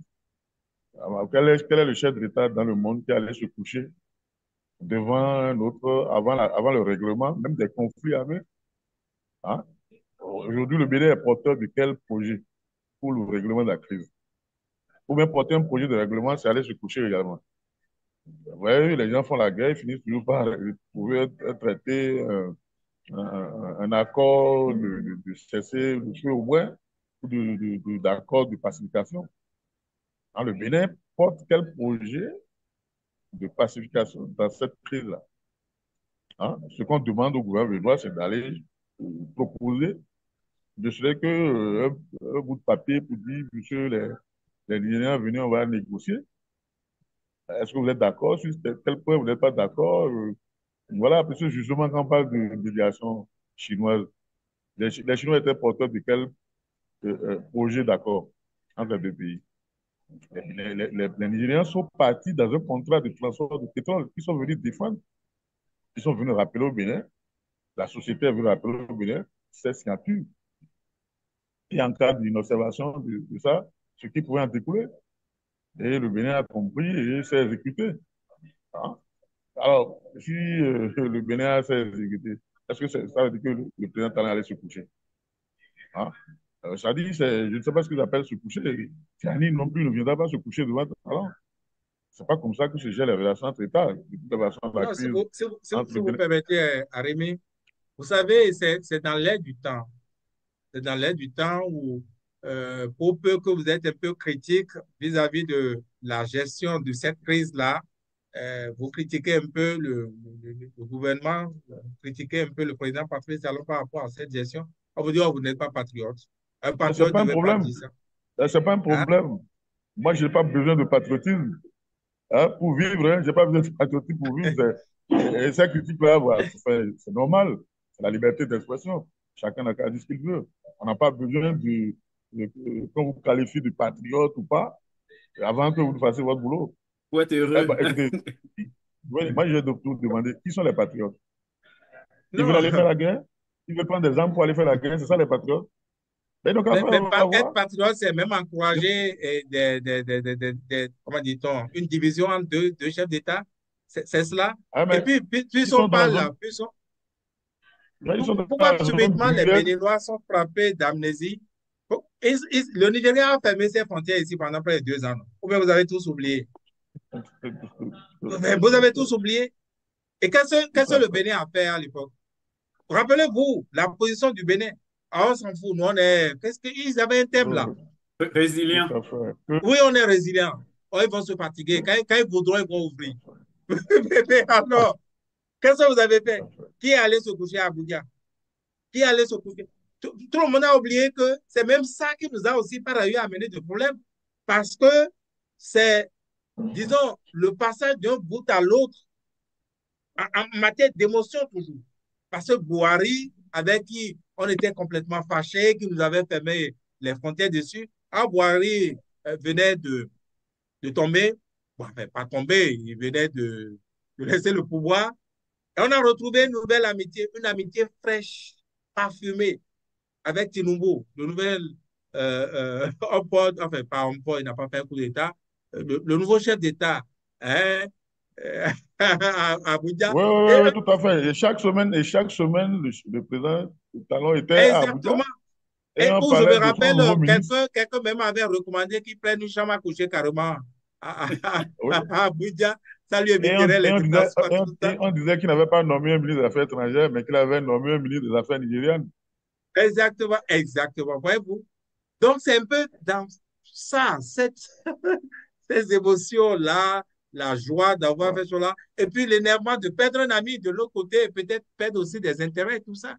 Tout ce mélange qui nous est arrivé là, qui nous a amené là. Mais je crois que après, il faut être réaliste, faire l'état des lieux et puis passer à autre chose. Moi, je pense qu'il faudrait vraiment, vraiment, vraiment que le Bénin, encore une fois, fasse preuve de sérénité. Car, à la limite, je dis, on tourne même dans le ridicule, qui pourrait être par ailleurs dramatique. J'ai dit, le fleuve, tout incident peut arriver sur ce fleuve-là, et qui, par ailleurs, n'appartient pas seulement au Bénin, Tout à qui fait. appartient aux deux Tout à fait. pays et qui, d'ailleurs, s'appelle le fleuve Niger, pas le fleuve Bénin, même si c'est une copropriété. Ouais, vous, Tout à moi, fait. je pense qu'il faut qu'on se calme parce que on s'amuse avec une affaire très sérieuse là, qui peut être très dramatique, comme on en a vu d'ailleurs.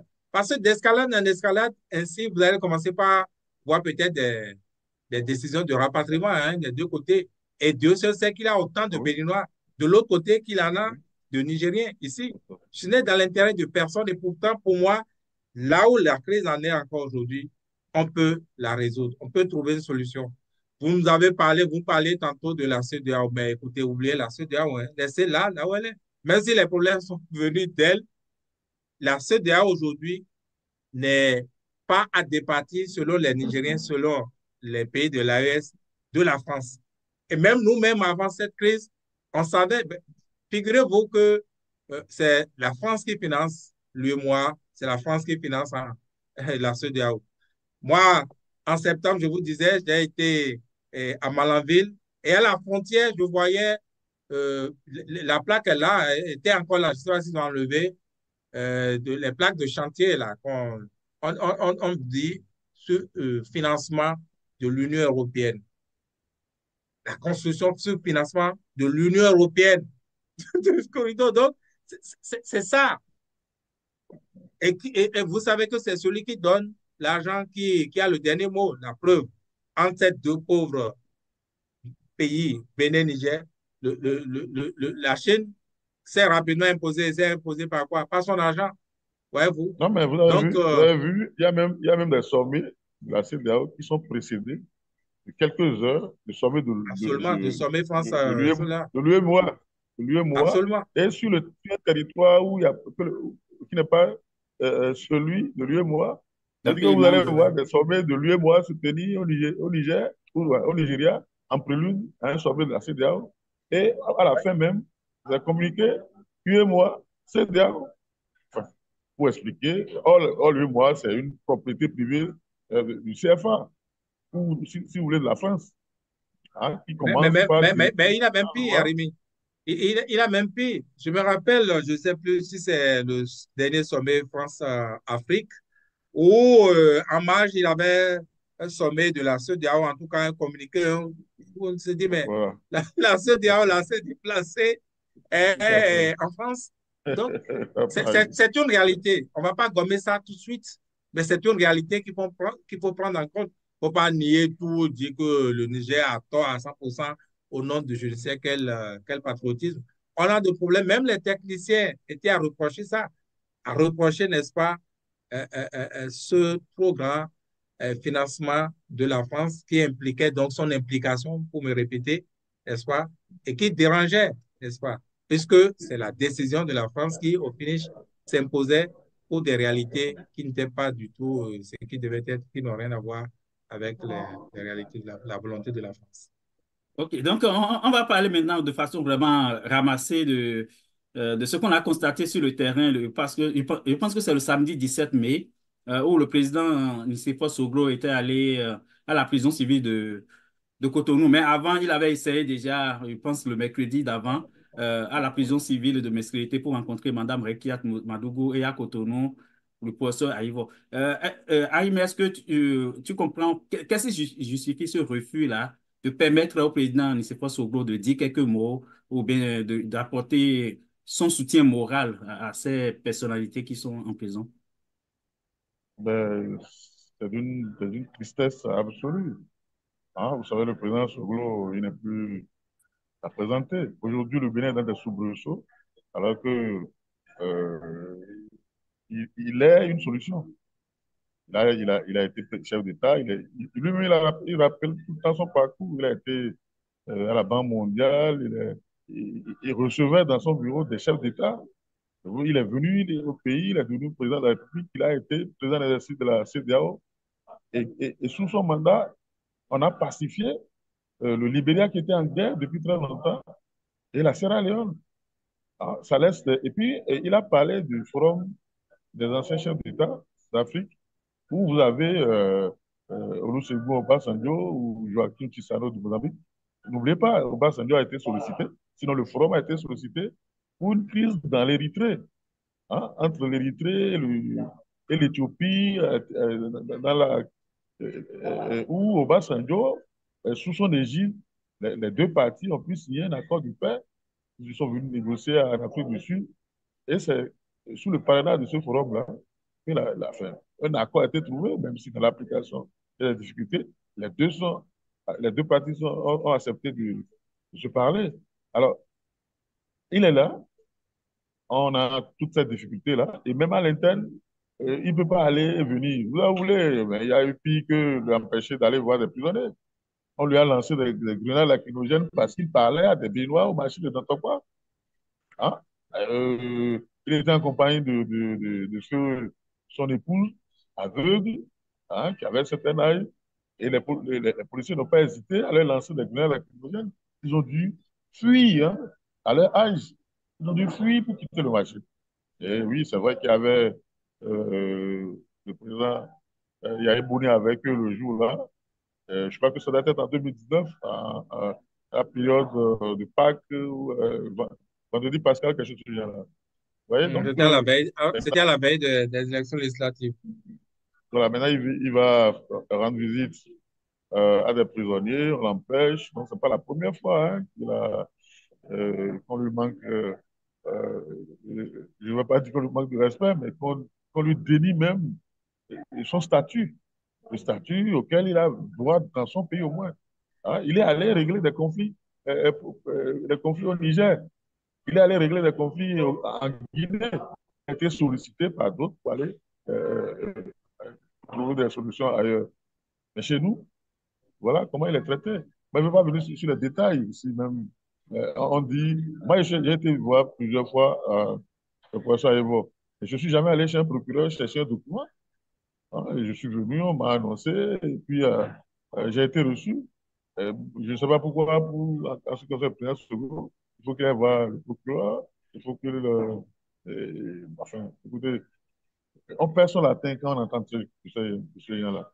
Et même pour l'image du Bénin, c'est quand on dit qu'il y a des patriotes ou des non-patriotes qui ternissent l'image du pays à l'étranger, mais ce sont ces actes-là qui ternissent l'image du Bénin à l'étranger. Qu'on entende que oui, Nicéphore Soglo chez lui ne peut pas aller et venir comme il veut, et qu'il y a des zones qui lui sont interdites, il ne peut pas aller rendre visite à un prisonnier. Il y a un problème. Il y a un problème que moi, pas pudeur, je ne souhaite même pas commenter sur un plateau international. Hein? Quand un Béninois, d'accord, ben, vous voulez faire des analyses froides, et quand vous rentrez dans certains cas, comme ce qui s'est passé, on perd son latin. Hein? On perd son latin, on ne peut pas se dire, même s'il y avait des règles à observer, le statut du président Solo lui permet qu'on déroge à ces règles-là. Mais c'est pas c'est pas un terroriste qui peut aller dans une prison peut-être pour faire passer des armes ou, je ne sais pas, prisonnier ou alimenter une crise quelconque. Hein? S'il fait cette démarche-là, c'est pour que sa personnalité participe peut-être à la recherche de solutions au problème qui a mené ces gens. On sait très bien que ce sont des prisonniers politiques. Hein? Et si il faut arriver un jour à une solution négociée, on ne peut pas ne pas, on va se passer, hein, du statut de cette personnalité-là. Cher ami, c'est compliqué à comprendre ce qui s'est passé. Mais ça s'est passé au Bénin. Hein, ça s'est passé au Bénin. Il ne s'est pas surtout empêché de rendre visite au professeur Joël Révolte, déjà que ce professeur-là est en prison pour, je ne sais. Mais écoutez, pour le cas comment on appelle ça, Madougou, où le Bénin dit non, je n'ai pas terrorisé chez moi. Alors le Bénin même a son terroriste. Elle a été déclarée terroriste par le Bénin et fait la prison pour ça. Ça veut dire qu'il y a un terrorisme originel béninois.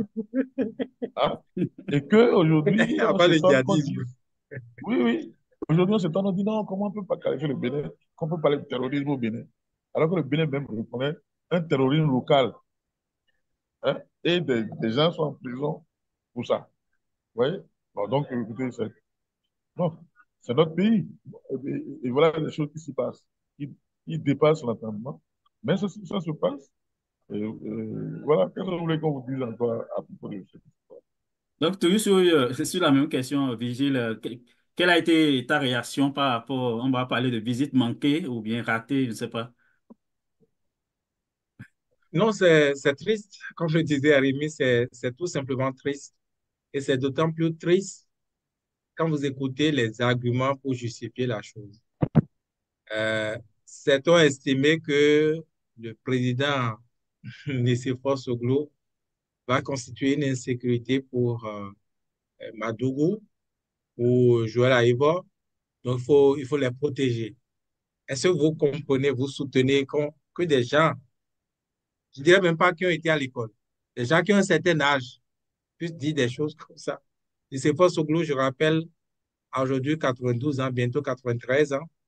C'est lui qui est une menace pour une dame de 50 ans. Ah non, C'est- 92 ans, c'est l'âge officiel. En plus, Oui, en plus, donc, et puis, oui, quand on lui rappelle ça, il n'accepte pas qu'on il lui est bien ait plus âgé que arraché. ça. Tout à fait. Tout à Il est plus âgé que ça, c'est ce que vous voulez dire. fait. Oui, Oui. il Voilà, se donne 94 ans.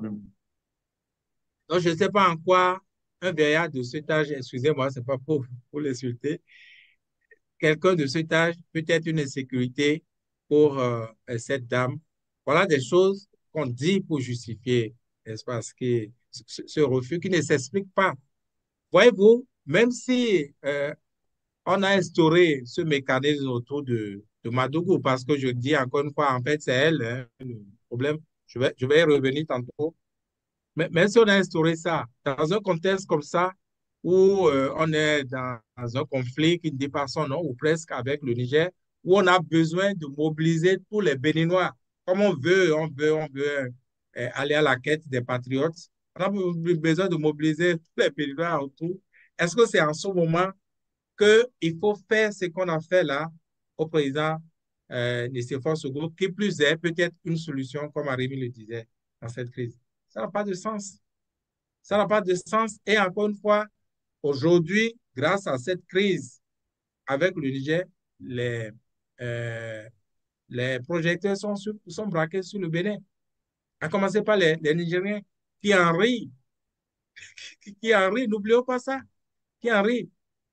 Et je disais, moi je pense que c'est beaucoup plus Dame Rekia Amadou qui est le problème. Si peut-être Nicéphore Soglo avait commencé sa vie par Cotonou, sauf erreur de ma part, sauf, disons, euh, la brouille qu'il a eu avec les députés démocrates, il aurait vu facilement euh, le professeur et le professeur Joël Aïbo, parce que dans tous les cas, je peux vous confirmer qu'après la visite refusée à Nicéphore Soglo, d'autres personnes sont allées voir le professeur et l'ont vu normalement.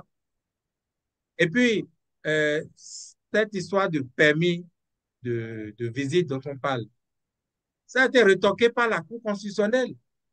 Ça a été retoqué par la Cour constitutionnelle qui a dit que, au vu des lois du Bénin, que ce décret, car c'était un décret, je crois, de 1972, n'est plus loi, ne peut plus être accepté comme dans le droit positif béninois. Donc, est-ce que le garde des Sceaux ignore ça, puisque à l'étape de Cotonou, il a pu discuter avec lui au téléphone, nous a-t-on dit. Est-ce que le procureur spécial de la CREET l'ignore? Pourquoi?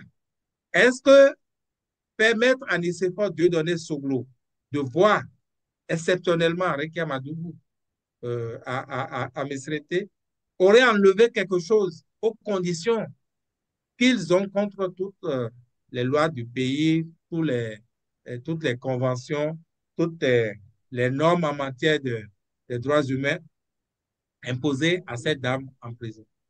Qu'est-ce que cela aurait enlevé? Ils auraient pu laisser le vieux voir Rekia Madougou et puis elle va continuer à être isolée comme ils l'ont isolée juste là. Moi, je ne sais pas pourquoi le gouvernement de Patrice Talon fait ces genres de choix, ces options. C'est comme les marches, vous avez prévu qu'on en parle. Mais pourquoi on a empêché les gens de marcher? Plus vous empêchez, plus ça parle. C'est vrai que même s'ils avaient permis à Soglo de voir Rekia Madougou, peut-être qu'on en aurait même reçu, hein. En tout cas, on n'en aurait pas Absolument, ouais. parlé. Parce que c'est moi qui ai été à la prison de Misrete dimanche, je crois qu'il a 2 semaines, n'est-ce pas, enregistré le professeur, je dis le professeur, enregistré ici pour Soglo parce qu'on lui refusait la visite. Moi, j'ai été informé, j'étais le seul journaliste. Donc, si c'était prémédité qu'il allait communiquer, ben, voilà, peut-être des gens comme Arimi qui auraient organisé ça. Donc, il n'avait Ouais, rien. Voilà, tout à parce que fait. je sais que vous êtes proche du Je suis président. un de ses fils je suis un de ses fils Voilà, adoptifs. voilà. Donc, ce n'est pas pur hasard que moi, j'ai eu rapidement, par flèche de journaliste, l'information qu'il était là-bas et qu'on lui refusait la visite. Et c'est comme ça que je l'ai fait. Donc, ce n'est pas prémédité du tout. Je ne sais pas pourquoi on fait ces genres de choix. Il faut rappeler que le président Soglo, c'est l'une des personnalités les personnalités béninoises les plus connues à Niamey. Les plus connues à Niamey. Voyez-vous? Il avait une très longue amitié avec Maman Ousmane, puisque les deux étaient présidents au même moment. Puis après, avec le prédécesseur de Bazoum, il était même à la prestation de serment de Bazoum. Et le prédécesseur de Bazoum, il a fait partie de plusieurs missions sur Niamey pour éteindre les velléités de troisième mandat. Hein, Non, éteindre nous les savons. velléités de troisième mandat. Donc, il est très connu pour beaucoup de Nigériens. C'est grâce à lui qu'il n'y a pas eu de problème de troisième mandat au Niger. Et il a assisté à l'investiture de Bazoum, comme vous le dites. Et donc, c'est l'une des personnalités béninoises les plus connues et qui pourrait peut-être peser de son poids dans la résolution de la crise avec. Et voilà comment nous, on le traite chez nous, en pleine crise avec le Niger. Je crois que l'attitude du Bénin, pour ne désigner personne, l'attitude du Bénin doit déranger beaucoup de gens. Parce que je me souviens que c'est vrai que ce n'est pas apparu dans l'interview, mais le président Soglo disait qu'il avait déjà pris contact avec le président, l'ancien président nigérien Obasanjo qui est membre du Forum des anciens chefs d'État également, Tout à pour fait. faire quelque chose par rapport à cette crise, pour la médiation, et qui devait même être au Bénin. Je ne sais pas où est-ce que ça bloque. Est-ce que ce n'est pas, entre autres, le comportement, les escalades là? Parce que pour être dans une médiation, si les protagonistes ne permettent pas, si les protagonistes ne se calment pas un minimum, ben vous allez même vous-même recevoir des coups en allant, Tout à n'est-ce fait. pas, Des balles les perdues. séparer. Voilà, des balles perdues. Donc, c'est en cela que moi, j'implore. Est-ce que je suis dans mon rôle, Harry me le dira. Moi, j'implore le chef de l'État, Patrice Talon, à se calmer complètement. De ces crises, ça peut arriver hein, dans la gestion d'un pays. C'est vrai que ça se multiplie parce que on a parlé du précédent avec le Nigeria, le Togo avec les pierres, aujourd'hui le Niger, le Burkina, on ne peut pas circuler, on ne peut pas y aller. Je crois que les Béninois n'avaient pas fait le programme de, de, Oui, oui. comment on dit, de, Du cloisonnement. de, de, de toutes ces histoires-là. Nous n'avons pas fait ce programme de Gbangban dans le pays. Ce n'était pas ce que les Béninois avaient souhaité. C'est parce que le phare avait prédit par rapport à ça. Mais bon, je crois que même ça peut arriver, il faut se calmer et résoudre. Ceux qui croient que être patriote, c'est de dire avance, Patrice Talon avance, avance, c'est eux qui sont le problème en plus de ce qu'on observe, c'est eux qui Tout sont le à fait. problème. Il faut vraiment que Tout le à chef fait. de l'État se calme complètement. C'est des choses qui peuvent arriver.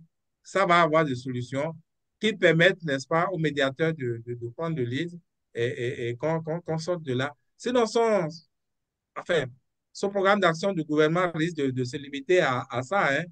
Mine de rien, c'est vite arrivé. Et ce n'est dans Non, l'intérêt mais non, de personne. on a déjà introduit les frais de répression des casques et d'autres infractions de motocyclistes et d'automobilistes pour compenser Non, peut-être, j'en sais rien. non, je crois que ça vous avez vu sur ce front, ça s'est calmé aussi. Il n'y a C'est plus de vrai. répression comme ailleurs. Donc, il Le faut que message Non, ça mais se tout le passé. calme monde, également sur le non, front tout le nigérien. Et monde, puis, non, mais on tout le monde a avance. acquis des casques, hein. Il y avait des casques de réserve. Vous allez même dans les familles aujourd'hui, il y a les casques partout. Donc, même si la répression continuait, il y aura de moins en moins de déviants Des à choses raisonner. à raisonner. Tout On à va fait. voir. Comme le dit les communicants du pouvoir, si vous soutenez, donc vous soutenez le Niger, vous soutenez ce qui arrive, on va vous prendre l'argent, même si c'est vos pneus qui sont usés, même un peu seulement, Tout eh bien, à on va vous fait. arrêter, on va vous prendre l'argent. Vous savez, il Oh, faut que oh, les gens. ok. Et ça, si vous permettez, j'en profite pour dire, on appelle le président Patrice Talon au calme, mais il faut que chacun se sente un devoir dans la solution de cette crise, à travers même nos petits commentaires, nos audios sur les réseaux sociaux. Imaginez que les Nigériens ne sont pas loin. Nous, l'interview que moi j'ai accordée ou que l'ancien président du CEPOD, Dieudonné Soglo, a bien voulu accorder à Christian News, figurez-vous que ça a été joué en première heure, c'est-à-dire l'ouverture du journal télévisé sur la télévision nigérienne, Télé Sahel, leur télévision nationale. Au lendemain, après notre diffusion ici à Crystal News, ça veut dire quoi? Ça veut dire qu'ils suivent. Et justement, regardez vos émissions, puisque nous sommes sur Bia Africa. Regardez les commentaires, lisez les commentaires. Vous voyez les Nigériens qui viennent commenter. Ils nous suivent, ils suivent tout. Donc, chacun devait pouvoir participer à la résolution de cette crise. Ce n'est dans l'intérêt de personne. Ce n'est que l'illusion qui fait perdre, qui vous frappe, qui frappe à la porte de l'enfer, qui vous dit, oh non, le patriotisme, c'est dit, allez, Attila champion, vas-y, donne un coup encore. Non, ce n'est pas bon. C'est pas à l'échelle d'un pays. Dans les quartiers, les mauvais quartiers, les populaces de maisons, les maisons de, on peut dire de ces genres de choses. Mais à l'échelle d'un pays, c'est ridicule, complètement ridicule. Ok, merci beaucoup. Ou bien devant Oui, la morgue du CNHU. On peut dire ça devant la morgue du CNHU. exactement. Si vous voulez. Mais pas dans un débat Voilà, officiel. exactement, avec les médias de la Donc, morgue. Ouais. on va conclure l'émission en quelques secondes sur les centrales syndicales qui finalement ont pu organiser leurs manifestations contre la vie chère. Mais est-ce on va dire plus de peur que de mal à arriver en quelques secondes? Non, ben, c'est une aberration d'empêcher des marches. La démocratie même est née dans les rues. Et s'il n'y avait pas eu, même chez nous en 89, s'il n'y avait pas eu ce que Kirikou appelait les banabana dans la rue, pour déboulonner les statuts à relance soviétique de Cotonou, ouais, peut-être qu'on n'aurait même pas la conférence nationale. Ouais, donc, interdit aux gens de marcher, cette manifestation, pendant que on accepte qu'il y ait des manifestations pour soutenir les chefs d'État dans sa croisade avec Tiani. Hein. Et puis, comme vous l'avez dit, on nous a fait de la plus mauvaise publicité le 27 avril. On a gardé des secrétaires généraux de centrales syndicales dans les locaux de la police toute la journée et il y avait des communiqués qui fusaient de toutes parts dans le monde des organisations syndicales. Hein, pour en appeler à la libération. C'était une journée inutile. Et puis, quelques jours plus tard, on a accompagné ces mêmes travailleurs à faire leur marche. Alors, donc, il faut savoir ce qu'on veut. Euh, Ça veut dire que le totalitarisme, on a beau essayer, ça ne passe pas. Alors, quel que soit le régime, vous avez beau étouffer la vérité, c'est très compliqué aujourd'hui. À l'aide de l'Internet, de la circulation de l'information et tout ça, c'est compliqué. Vous savez, on le vit péniblement, tout le monde vit péniblement cette situation où on jette le pays en pâture à ces mauvaises appréciations. Et à la fin, on vient trouver qu'il y a des patriotes et qu'il y a des non-patriotes. Voilà. Oui, vigile sur les marches des centrales syndicales, oui. Non, c'est dommage, alors que dès le début, on avertissait hein, que ce n'est pas la meilleure option, empêcher les marches. Et c'est pourtant pas compliqué à comprendre. Quand vous empêchez, vous faites plus de bruit, ça fait plus de bruit. Et c'est ce qui s'est constaté. Encore une fois, donc, ils ont permis finalement que la marche ait lieu, mais au moins ça aura permis aux Béninois, encore une fois, de comprendre que eh bien, la démocratie ou le Django, nul n'est Django, Django indéboulonnable, c'est faux. C'est faux. Nous avons parlé tantôt, n'est-ce pas, de répression, de casque et machin. Si les gens ont pu reculer aujourd'hui, c'est vrai que c'est pas mauvais hein, de porter casque et tout le reste, mais les abus qu'il avait si les gens ne se levaient pas contre et que les gouvernants ont trouvé la meilleure formule, n'est-ce pas, d'arrêter l'opération sans vraiment le dire, ben, on n'en serait pas là. Donc, encore une fois, comme j'ai coutume de dire, même en démocratie, quand vous avez mal, dites j'ai mal. Le gouvernant a besoin de savoir quel est le retour, comment les populations, pour qui posent des actes, comment les populations ressentent ce qu'ils posent. Et les marches rentrent dans ce cadre-là. Oui, nous avons mis en place un mécanisme de dialogue. Le mécanisme ne fonctionne plus.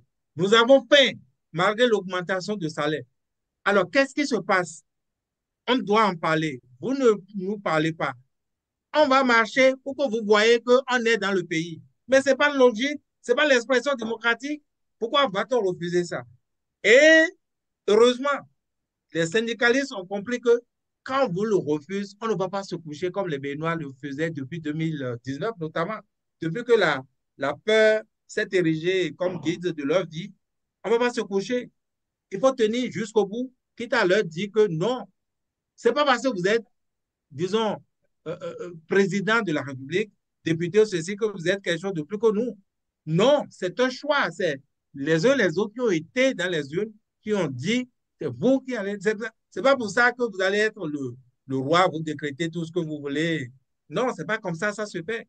Donc, c'est le niveau faible de conscience démocratique que nous avons, n'est-ce pas, qui amène nos dirigeants dans ces abus-là.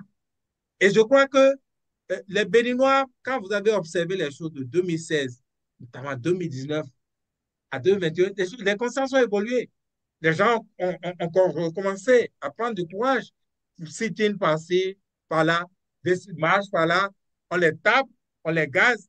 Arrivé par là, on a détenu, on a gardé les choses là, mais on a fait pire. Ansel Amousso est venu dire sur Christian News qu'on les a jetés dans la fourgonnette, ce qui est un problème. Non seulement on les a jetés, mais quelqu'un a eu l'outrecuidance, un policier outrecuidance de venir les gazer dans la fourgonnette, de fermer. Je ne comprends pas. Bref, et pourtant, ils ont dit, nous, on marche. On marche. Donc, comme ils le disent eux-mêmes là, les syndicalistes, il n'y a que la lutte qui paye. Et ça, ce n'est pas les dirigeants, ce n'est pas aux dirigeants, n'est-ce pas, de venir, surtout des dirigeants, comme je l'ai rappelé tantôt, qui veulent que tout se taise tranquillos pour qu'ils dirigent, pour qu'ils règnent. Justement, c'est une question de rapport de force. Et justement, Patrice Talon a compris qu'il était en train de perdre dans ce rapport de force. Je crois que c'est ça qui, fondamentalement, l'a amené à autoriser cette marche. Parce que n'oubliez pas que les syndicalistes et les politiques ont commencé alors par se retrouver à un carrefour. Vous n'avez pas constaté ça? Et ça, c'est pas bon. Parce qu'il avait tout prévu, sauf ça. Mais c'est inéluctablement ce qui pourrait arriver, justement. Et je crois que bien l'a inspiré d'avoir autorisé cette marche. Parce que quand vous voyez la détermination, aussi bien des, des syndicalistes que des politiques, et d'ailleurs, ce qu'on ne nous dit pas, les politiques, par rapport au code électoral, justement, euh, ont un agenda de marche ou des marches. Donc, on se disait, est-ce que ce n'est pas pour éviter, n'est-ce pas, l'agenda politique, l'agenda des politiques du moins, que la marche des syndicalistes est en train d'être étouffée? Aujourd'hui, je ne sais pas comment. C'est vrai que les politiques auront besoin de plus de courage, car on leur posera que eh bien, la loi est déjà votée, que c'est une loi et qu'il faut aller l'appliquer. Et comment leur poser. Mais bon, ça, c'est une autre histoire, comme on dit. Ok, donc avant de fermer l'émission, je viens de lire un dernier commentaire ici, ou bien une question. Quelqu'un qui demande, pouvez-nous éclairer sur la situation du ministre Abimbola? Mais on va s'en tenir juste à la version officielle. Il semble que il a besoin du recul, c'est ça qu'on a lu, ou bien c'est ce que le porte-parole. Sinon, Vigile, je sais que Christian nous a partagé l'élément. Si en quelques secondes, si Ouais. tu peux donner la réponse, oui. Oui, il dit deux choses fondamentales. Il dit que le ministre est permissionnaire, Ok. qu'il a pris de repos, et qu'il a dit qu'il a besoin d'un peu de recul, comme vous avez dit. Bon, quand je mets tout ça ensemble, d'abord, comment on peut être permissionnaire dans un gouvernement? Moi, c'est la première fois que j'entends qu'un ministre peut demander une permission qui dure autant. Ouais, les apparitions du ministre remontent, je crois, en avril, le 18 avril, a-t-on dit, hein, à Venise, en Italie. Du 18 avril à ce jour, ça fait plus d'un mois. Alors que les vacances l'attendent bientôt en août prochain. Et lui, il se tape déjà plus de mois et il prend et ses repos. Et c'est lui-même qui demande la permission au chef de l'État qui lui a. Bon, vous voyez, ça sort de l'entendement. Et après, en même temps, on dit, il a pris du recul. Il recule par rapport à quoi? Recule par rapport à quoi? Je ne comprends pas. Donc, vous avez dit de nous en tenir à la version officielle. Bon, on s'en contente pour l'instant, quoi. Pour l'instant. Ok, Ouais, merci beaucoup. Donc, mais on ne croit pas du tout. C'est pas, ça passe difficilement, oui. exactement. Donc, nous avons reçu pour vous Vigile Avancé de Crystal News et puis Harry Michoubadé, qui est un journaliste chroniqueur aussi. Donc, merci beaucoup. On se donne rendez-vous pour le dimanche prochain. Merci bien. Bye. Si vous voulez me soutenir financièrement à continuer à produire du contenu éducatif, appuyez sur le bouton Merci en dessous de cette vidéo YouTube. Vous pouvez aussi participer à ma cagnotte PayPal dont le lien s'affiche à l'instant à l'écran.